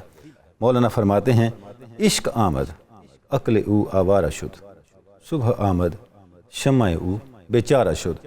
فرماتے ہیں جب عشق آتا ہے تو عقل رخصت ہو جاتی ہے، کیونکہ جب سورج طلوع ہوتا ہے تو شمع کی کوئی اہمیت نہیں رہتی، شمع کی کوئی حیثیت نہیں رہتی، یعنی شمع کی روشنی سورج کے مقابلے میں نہ ہونے کے برابر ہے. عقل کی مثال شمع کی سی ہے اور عشق کی مثال چمکتے دمکتے ہوئے آفتاب کی سی ہے. اسی شعر سے آگے چل کے مولانا ایک جگہ فرماتے ہیں کہ عشق کی مثال بادشاہ کی سی ہے اور عقل کی مثال سپاہی کی. سپاہی بڑا فعال ہوتا ہے، بہت ایکٹیو ہوتا ہے، بہت کام کر رہا ہوتا ہے، لیکن جب بادشاہ کی آمد ہوتی ہے تو سپاہی پھر نظر نہیں آتا، سپاہی چھپ جاتا ہے. وہ کونوں خدروں میں جا کے پناہ لینے کی اور چھپ جانے کی کوشش کرتا ہے، کیونکہ سپاہی کبھی بھی بادشاہ کا سامنا نہیں کر سکتا. آگے فرماتے ہیں عقل سایہ حق بود حق آفتاب سایہ را بآفتاب اونچے تاب. حق جو ہے اس کی مثال آفتاب کی سی ہے اور عقل کی مثال سائے کی سی. جب آفتاب طلوع ہو جائے تو سایہ آفتاب کے سامنے کیسے ٹکے گا؟ سایہ ختم ہو جائے گا، سایہ رخصت ہو جائے گا. چوں پری غالب شود بر آدمی گم شود از مرد وصف مردمی. فرماتے ہیں آپ نے کبھی دیکھا ہے کہ جب انسان پر کوئی جن آ جائے تو انسان کے اپنے اوصاف ختم ہو جاتے ہیں. یعنی مولانا کی شان یہ ہے ناظرین کرام کہ ہماری ڈے ٹو ڈے لائف سے، روزمرہ کی زندگی سے مثالیں اٹھاتے ہیں جن کا ہمیں اکثر دائیں بائیں کہیں نہ کہیں تجربہ ہوتا رہتا ہے. لیکن اس مثال کو جب مولانا بیان کرتے ہیں تو اس میں ایک ایسا نقطہ لے کے آتے ہیں جس نقطے کی طرف اس مثال میں عام طرف ہمارا خیال یا ہماری توجہ نہیں ہوتی. پہلے وہ عقل اور عشق کا تقابل کر کے عشق کی اہمیت کو اور عقل پر عشق کی فوقیت اور غلبے کو بیان کرنے کے بعد اس نقطے پہ آتے ہیں کہ آپ نے کبھی دیکھا ہے ایک ایسا انسان، ایک ایسا فرد، ایک ایسا شخص جس پہ جن نے قبضہ کر لیا ہو؟ جب جن انسان پہ قبضہ کر لیتا ہے تو پھر آدمی سے آدمی کے اپنے شعور اور اپنے اوصاف ختم ہو جاتے ہیں۔ ہرچی گوید او پری گفتہ بود، زی سرے نا زاں سرے گفتہ بود۔ اب جب انسان پر جن کا اثر ہوتا ہے تو جب انسان بات کرتا ہے وہ نہیں بولتا، وہ جن بول رہا ہوتا ہے۔ وہ گفتگو ظاہراً انسان کی زبان سے نکلتی ہے لیکن فی الاصل وہ گفتگو اس جن کی ہوتی ہے۔ اور ناظرین، ایسے 12 تجربات ہوئے ہیں کہ ایک بالکل ان پڑھ آدمی ہے جس کو کسی بات کا نہیں پتہ، نام بھی نہیں لکھ سکتا، جب وہ جن کے زیر اثر آیا تو اس نے فصیح و بلیغ عربی، فارسی اور کسی ایسی زبان میں گفتگو کرنی شروع کر دی جس زبان کا نہ اس نے کوئی لفظ سیکھا، نہ پڑھا، نہ سنا، تو ایسی باتیں شروع کر دیں، اس کا لہجہ بدل گیا، اس کے الفاظ بدل گئے، اس کے وکیبلری بدل گئی۔ مولانا فرما رہے ہیں ایسی صورت میں کیا ہوتا ہے، انسان بول عام لوگوں کے سامنے انسان بول رہا ہوتا ہے لیکن اس کے پیچھے بول کوئی اور رہا ہوتا ہے۔ اب اس مثال کو بیان کرنے کے بعد فرماتے ہیں چوں پری را این دم و قانون بود، کردگار آ پری خود چوں بود۔ فرماتے ہیں جب انسان پر صرف جن کا قبضہ ہو جائے تو اس سے اتنی تبدیلی آ جاتی ہے انسان کی شخصیت کے اندر، اس کے رویے کے اندر، اس کی پرفارمنس، اس کی کارکردگی کے اندر اتنی تبدیلی آ جاتی ہے۔ جب انسان پر پری کے خالق کا، اس جن کے خالق کا اثر ہو جائے تو پھر کتنی تبدیلی آئے گی، اس میں بھی کبھی آپ نے غور کیا؟ فرماتے ہیں پس خداوند پری و آدمی از پری کہ باشد شاہر کمی۔ فرماتے ہیں اگر جن کے اثر سے آدمی میں اتنی تبدیلی آ سکتی ہے تو جن کے خالق ذات خداوند کی توجہ کے اثر سے انسان میں کون سی کمی باقی رہ جائے گی؟ اس کی شخصیت میں وہ کون سی تبدیلی ہے جو درکار ہے اور نہیں لائی جا سکتی؟ یعنی ذات حق کا اثر انسان کی شخصیتوں کو اس سے کہیں بڑھ کے بدل سکتا ہے۔ آگے فرماتے ہیں گرچہ قرآن از لب پیغمبر است، ہر کے گوید حق نہ گفت او کافر است۔ اگرچہ جب قرآن مجید حضور رسالت مآب صلی اللہ علیہ وآلہ وسلم پڑھتے ہیں، اگرچہ وہ زبان پیغمبر سے ادا ہو رہا ہوتا ہے لیکن اگر کوئی یہ کہے کہ یہ حق کی طرف سے ادا نہیں ہو رہا تو یہ کہنا کفر ہے۔ یعنی زبان پیغمبر سے قرآن مجید کا پڑھا جانا ایسا ہی ہے جیسے حق کی طرف سے پڑھا جانا۔ اور آگے پھر یہ ساری تفصیل بیان کرنے کے بعد فرماتے ہیں این قدر گفتیم باقی فکر کن، فکر اگر جامد بود رو ذکر کن۔ فرماتے ہیں کہ میں نے یہاں تک جو بیان کیا یہ ایک حقیقت تھی جس کو مثال سے میں نے تمہارے سامنے ایلابریٹ کیا، واضح کیا۔ اگر تمہاری فکر، اب تم نے اس نقطے کو سمجھنے کے بعد اب باقی فکر خود کرنی ہے، خود سمجھنا ہے کہ اس کی حقیقت کیا ہے اور کس طرح سے عقل پر عشق کو غالب کر کے اور اپنی ہستی پر قرب حق کو غالب کر کے اللہ کے ذکر کے ذریعے سے اپنے اندر اوصاف خداوندی کا رنگ کیسے پیدا کرنا ہے۔ اور اگر تمہاری فکر کام نہ کر رہی ہو تو اس فکر کو فعال کرنے کے لیے، ایکٹیو کرنے کے لیے، روح و عمل کرنے کے لیے تمہیں جو راستہ اختیار کرنا ہے وہ ذکر کا راستہ ہے۔ پھر تمہیں ذکر کرنا چاہیے کیونکہ ذکر آرد فکر را در احتزاز، ذکر را خورشید این افسردہ ساز۔ فرماتے ہیں اگر فکر سوئی پڑی ہو، فکر منجمد ہو چکی ہو، فکر متحجر ہو چکی ہو، فکر کے اندر کوئی فعالیت نہ ہو، کوئی ایکٹیویٹی نہ ہو، تو ذکر اس منجمد فکر کو کیا کرتا ہے؟ فعال کر دیتا ہے۔ اس کی مثال بالکل ایسے ہی ہے جیسے خورشید ہو کہ جس کے سامنے جو پجمردہ چیزیں ہیں، سوئی پڑی چیزیں ہیں، ان میں جان پڑ جاتی ہے، ان میں روشنی آ جاتی ہے، ان میں تر و تازگی آ جاتی ہے۔ تو جب تم ذکر کو اختیار کرتے ہو تو ذکر تمہارے مردہ فکر کو پھر سے تر و تازہ کر دیتا ہے، پھر سے بحال کر دیتا ہے۔ اصل خود جذب است لے کے خواجہ تاش، کار کن موقوف آن جذبہ مباش۔ فرماتے ہیں حقیقت تو یہ ہے کہ قرب حق جذب الہی اور جذب خداوند پر منحصر ہے کہ جب انسان اللہ کی طلب کرتا ہے تو اللہ کی طلب کرنے کے نتیجے میں، اللہ کا ذکر کرنے کے نتیجے میں قرب حق اور ذکر کے اثرات خود جذب الہی کے تحت ہی پیدا ہوتے ہیں۔ لیکن ہے میرے بھائی، صرف جذب الہی کے انتظار میں ہی نہ بیٹھے رہنا، اپنا کام نہیں چھوڑنا، اپنا کام ضرور کرنا ہے. جب تم اپنا کام کرو گے، مجاہدہ کرو گے، اللہ کے ذکر کو اس کے حقوق کے ساتھ انجام دو گے، اللہ کے ذکر کو اپنا حال بناؤ گے، تو اس کا نتیجہ کیا ہوگا؟ وہ تمہیں لازماً جذب الہی تک بھی پہنچائے گا، تمہارے منجمد فکر کو فعال بھی کرے گا، اس کو ایکٹیو بھی کرے گا، اس کو نشو و نما دے کے حقائق کو سمجھنے والا، حقائق کو جذب کرنے والا، اور حقائق کو جذب کر کے قرب الہی کی تاثیر کو جذب کر کے تمہاری شخصیت کو بدلنے والا بھی بنا دے گا، جس طرح کہ مولانا نے پہلے مثالیں دے کے اس حقیقت کو واضح کیا ہے. تو ناظرین کرام، ان اشعار سے جو چیز ہمارے سامنے آتی ہے وہ یہ ہے کہ ذکر الہی ایک ایسا عمل ہے جو اثر آفریں ہے، جو شخصیت کو بدلنے والا ہے، شخصیت کو منقلب کرنے والا ہے. اور جب ہم ذکر الہی کو اس شعوری طور پہ اختیار کرتے ہیں اور اس کے ساتھ اپنی جو شخصیت کی باطن کی وابستگی پیدا کرتے ہیں، تو اس کا نتیجہ کیا ہوتا ہے کہ ہوتے ہوتے جیسے کہا گیا نا کہ ذکر و ذاکر محو گردد بالتمام جملگی مذکور ماند والسلام، کہ ہوتے ہوتے ذکر ذاکر تک لے جاتا ہے اور ذاکر کو ذکر مذکور تک لے جاتا ہے، اور جب مذکور تک لے کے جاتا ہے تو پھر ذاکر پیچھے رہ جاتا ہے، اور ذکر مذکور کے اوصاف ذکر کرنے والے میں اس حد تک پیدا کر دیتا ہے کہ اس کی شخصیت ایک تبدیلی سے آشنا ہوتی ہے. اور یہی وہ تبدیلی ہے جو تصوف کا مقصود ہے، کہ انسان اپنے بشری اوصاف سے، اپنے نفس کے اوصاف سے نجات پائے، اور بتدریج پیوریفیکیشن کے عمل سے گزرتے ہوئے، تزکیے کے عمل سے گزرتے ہوئے، تصفیہ کے عمل سے گزرتے ہوئے اپنے آپ کو اتنا مصفہ کر لے، اتنا پاکیزہ کر لے کہ اس کی شخصیت سے اوصاف الہی، صفات الہی کا رنگ جھلکنے لگے. اور یہی پرفیکشن کی طرف جانے والا سفر ہے جس پہ صوفیاء اپنے زیر تربیت لوگوں کو چلاتے ہیں اور منزلوں تک پہنچاتے ہیں. ناظرین کرام، اب ہم ایک مختصر سا وقفہ لیں گے، اس کے بعد پھر ہم ملیں گے اور ہم سعادت حاصل کریں گے ائمہ اہل بیت اطہار کی مناجات کا منتخب حصہ پڑھنے کی.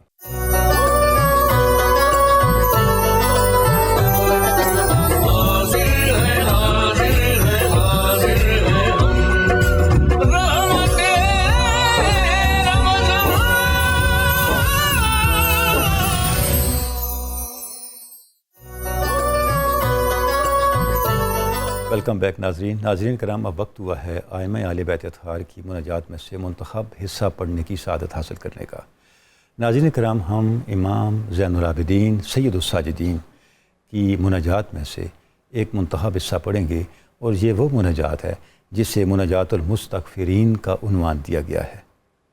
لمحے بھی ایسے ہیں، وقت بھی ایسا ہے، اور ماہ رمضان اپنی اس کلائمیکس پہ ہے کہ اب وقت ہے کہ ہم اللہ رب العزت کی بارگاہ میں استغفار کے ساتھ دست دعا بلند کریں. اور کتنا مبارک ہے وہ استغفار کہ جس میں اللہ رب العزت تک ہماری گزارشات، ہماری عرضداشتیں اور ہماری آرزویں پہنچانے کے لیے جو الفاظ وسیلہ بنے وہ امام زین العابدین کے الفاظ ہوں. امام پاک فرماتے ہیں بسم اللہ الرحمن الرحیم، یا غفارو بے نور کا اہتدینا و بفضل کا استغنینا و بنعمت کا اسبخنا و امسینا. اے میرے اللہ، اے مغفرت عطا کرنے والے، ہم نے ہدایت پائی تیرے نور ہدایت کے ذریعے سے، اور ہم مستغنی ہوئے تیرے سوا غیر اللہ سے صرف تیرے فضل کے ذریعے سے. اے اللہ، ہماری صبح بھی تیرے انعام کے ساتھ ہوئی، ہماری شام بھی تیرے انعامات کے ساتھ ہوئی. ذنوبنا بین یدیک، اے میرے اللہ، ہمارے گناہ تیرے سامنے کھلے ہوئے ہیں، تجھ سے کچھ پوشیدہ نہیں ہے. نستغفرک اللہم منہا ونتوب الیک، اے اللہ ہم تجھ سے معافی طلب کرتے ہیں، تیری طرف رجوع لاتے ہیں، تیری بارگاہ میں جھکتے ہیں. تتحبب الینا بالنعم ونعارضک بالذنوب، اے اللہ تو نے اپنی محبتوں کا اظہار ہمارے ساتھ ہمارے اوپر نعمتوں سے کیا، اور ہماری کوتاہی کہ ہم تیری بارگاہ میں جب آئے تو گناہوں کے ساتھ آئے. خیرک الینا نازل وشرنا الیک صاعد، اے اللہ تیری بارگاہ سے ہم پہ خیر اتر رہی ہے، لیکن ہماری کوتاہی یہ ہے کہ ہماری طرف سے کلمات طیب اور عمل صالح کے بجائے شر تیری بارگاہ میں پہنچ رہا ہے. ولم یزل ولا یزال ملک کریم، اے اللہ تجھے کوئی زوال نہیں، کبھی زوال نہ آئے گا. تیری بادشاہی کو کبھی زوال نہیں آئے گا. یاتی کا انا بعمل کبیح فلا یمنعک ذالک من ان تحوطنا بنعمتک. اے میرے اللہ، ہمارے اعمال کتنے ہی کبھی کیوں نہ ہوں، وہ تیری عظمت، تیری مملکت، تیری بادشاہت وہ کوئی نقصان نہیں دے سکتے. اے اللہ، اور اگر تیری بارگاہ سے ہم پر نعمتیں آئیں تو وہ نعمتیں اس سے نہیں رک سکتی. تیرا کرم بہت وسیع ہے. وَتَتَفَضَّلُ عَلَيْنَا بِآلَائِكَ. اے اللہ، تو نے ہم پہ اپنی ان گنت انعامات کے ذریعے سے فضل فرمایا. فَسُبْحَانَكَ مَا أَحْلَمَكَ وَأَعْظَمَكَ وَأَكْرَمَكَ. اے اللہ، تو پاک ہے، تو کتنا حلیم ہے، کتنا بلند تر، کتنا عظیم ہے اور کتنی شانوں والا ہے. مبدیاں و معیداً، تو ہی آغاز فرمانے والا ہے، تو ہی لوٹانے والا ہے. تقدست اسماؤک و جل ثناؤک و کرم ثنائک و فعلک. اے اللہ، تیرے نام پاک، تیری ثنا بلند اور تیرے کام، تیری صنعتیں بڑی ہی عزت والی، بڑی ہی تکریم والی ہیں. انت الہی اوسع فضلا. اے اللہ، تیرا فضل بہت وسیع ہے. وَأَعْظَمُ حِلْمًا، اور تیرا حلم، تیری بردباری بہت عظیم ہے. من ان تقایسنی بفعلی و خطیئتی.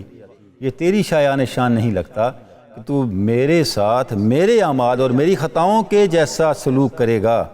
فالعفو العفو العفو سیدی سیدی سیدی.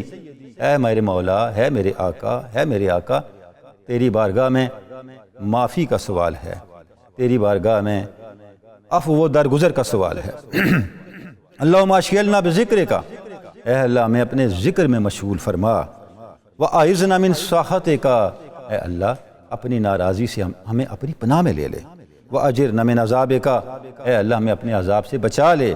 وَارْزُقْنَا مِن مَوَاہِبِکَ. اے اللہ، اپنی عطائیں ہمیں عطا فرما. وَأَنْعِمْ عَلَيْنَا مِن فَضْلِکَ. اے اللہ، ہم پر اپنے فضل کا احسان فرما. وَارْزُقْنَا حَجَّ بَیتِکَ وَزِیارَتَ قبر نبیکَ. اے اللہ، ہمیں اپنے گھر کا حج کرنے کی سعادتیں عطا فرما. اپنے حبیب پاک حضور اقدس صلی اللہ علیہ وآلہ وسلم کی قبر انور کی زیارت نصیب فرما. صلواتک و رحمتک و مغفرتک و رضوانک علیہ و علی اہل بیتہ و صحبہ.